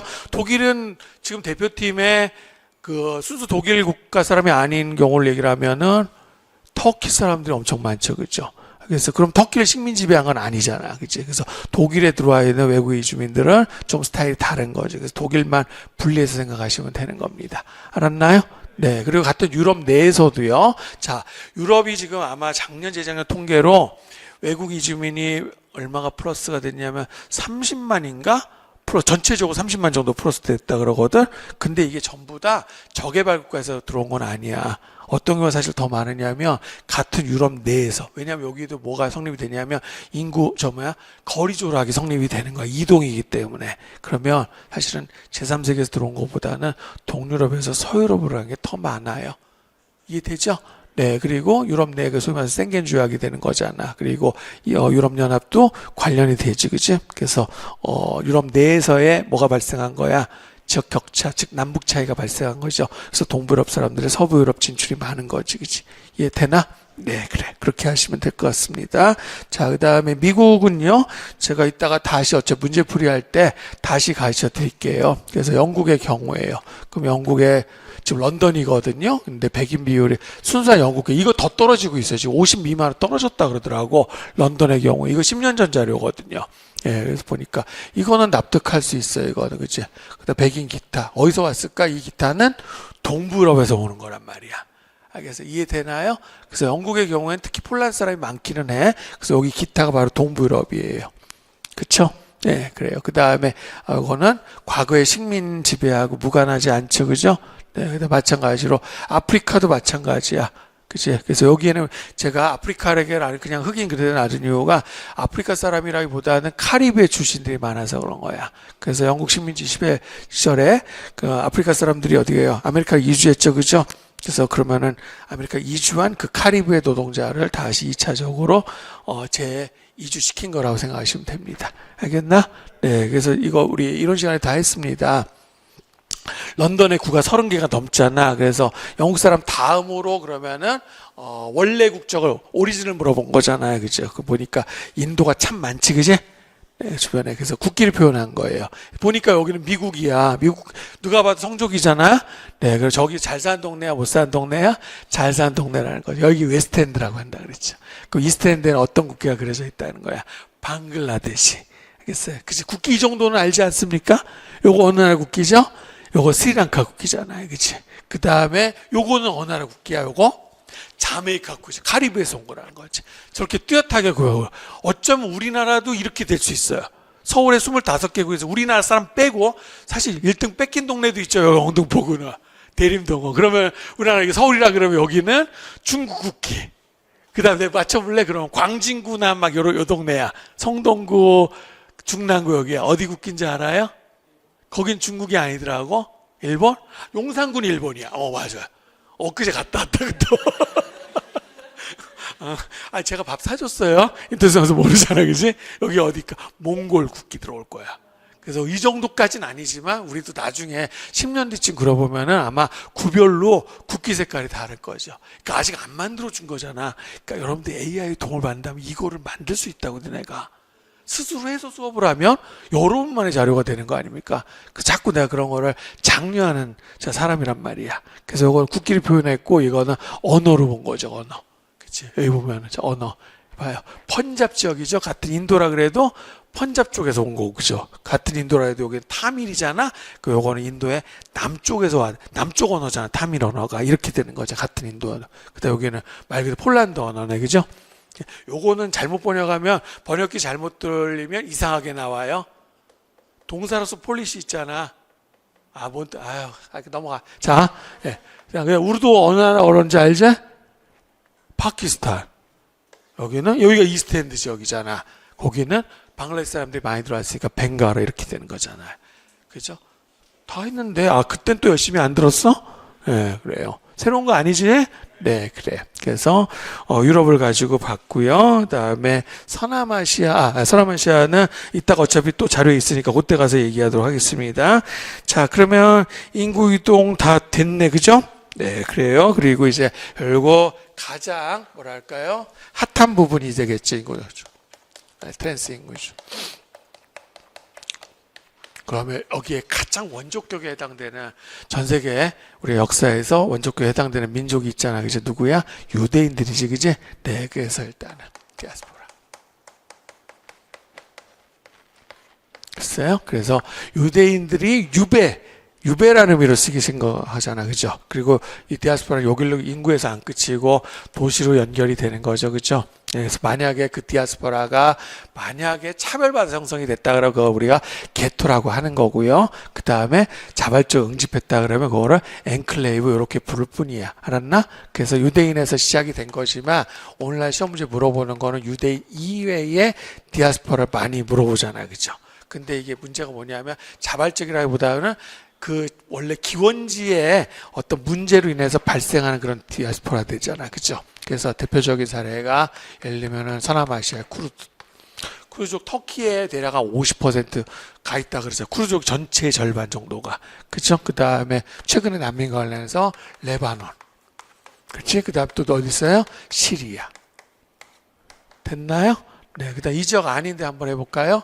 티벳. 그죠? 중국이 강제 점령했다 이거죠? 또 쿠바. 그치? 그 다음 또 누가 있을까요? 사실 이거 뺄 수 없죠. 베트남 공산화. 글쎄요. 네, 그래서 이거 관련된 디아스포라. 그치? 디아스포라 뜻은 알지? 네, 결국은 자 타국에서 사는 거죠. 타국에서 사는데 그런 민족 집단인데요. 기원지의 관습이나 문화를 계속 유지하고 살려는 그 민족 집단 내지는 그 거주지라고 하는 거죠, 그지? 그래서 디아스포라가 100% 게토는 아니지만 디아스포라 중에 그 민족 집단의 거주지라고 얘기한다면 얘는 뭐의 가능성이 높은 거야? 게토라든가 아니면 엔클레이브의 가능성이 높은 거가 되는 거잖아요. 됐나요? 네, 그래요. 그러면은 세계 인구 이전은 다 된 것 같고, 그 다음에 우리나라 인구 이동 빼먹으면 안 되지, 그지? 네, 그래. 그래서 2차 시험 문제로 나왔잖아요. 그래서 딱 5시간 언급하겠습니다. 일제강점기입니다. 남부지방에서 북부지방으로 또는 해외로 나가죠. 그 다음에 해방 이후에는 38선이 생겼어요. 그죠? 그러니까 월남하는 그런 형태의 인구 이동. 그 다음에 한국전쟁기 인구 이동은 피난지, 그죠? 부산하고 경남으로 아무튼 영남 지방으로 많이 들어가고요. 그다음에 1960년대 산업화입니다. 그러면은 수도권 지역이라든가 남동 임해 지역으로 충청 그다음에 호남 사람들 인구 이주가 많은 거고요. 90년대 이후로는요. 그 이촌양도는 거의 끝났지, 그지? 네, 그래서 지금은 오히려 대도시에서 그 주변 지역으로, 그래서 서울에서 경기도로, 부산도 이미 인구 오래전에 감소지역으로 바뀌었어요. 그럼 부산에서 경남 지역으로 가겠죠. 그렇죠? 부산에서 그 주변에 양산하고 김해는 부산의 인구 줄어든 만큼 늘어나겠지. 대구도 인구 줄고 있죠. 대구 줄고 있는 대신에 주변 지역에 경산이라든가 그런 곳은 인구가 증가하게 되는 거잖아요. 됐나? 네, 그래요. 그러면은 인구 이동까지 다 됐고, 그다음에 인구 문제는 결국은 핵심은 뭐가 돼요? 저출산 고령화 문제인데 요거 자체 같이 의문 제기가 들어와 있죠. 그치? 그래서 그거를 저출산이 이게 과연 문제냐 이거잖아. 고령화도 꼭 문제를 볼 것이냐. 그치? 네. 그러나 뭐 내용적으로는 가장 쉬운 거가 되잖아. 아까 이미 저출산 고령화 문제 언급을 했으니까. 네. 이렇게 해서 그러면은, 인구지리 파트 내용 정리가 다 되었는데 제가 뭐는 아직 못했어요. 하도 공부하기 내가 이것도 점검을 해드려야 되잖아. 그러면 여기서 잠깐 끊었다가 하도 공부하기 점검하고 그다음에 문제 풀어드리겠습니다. 그래 되죠? 네.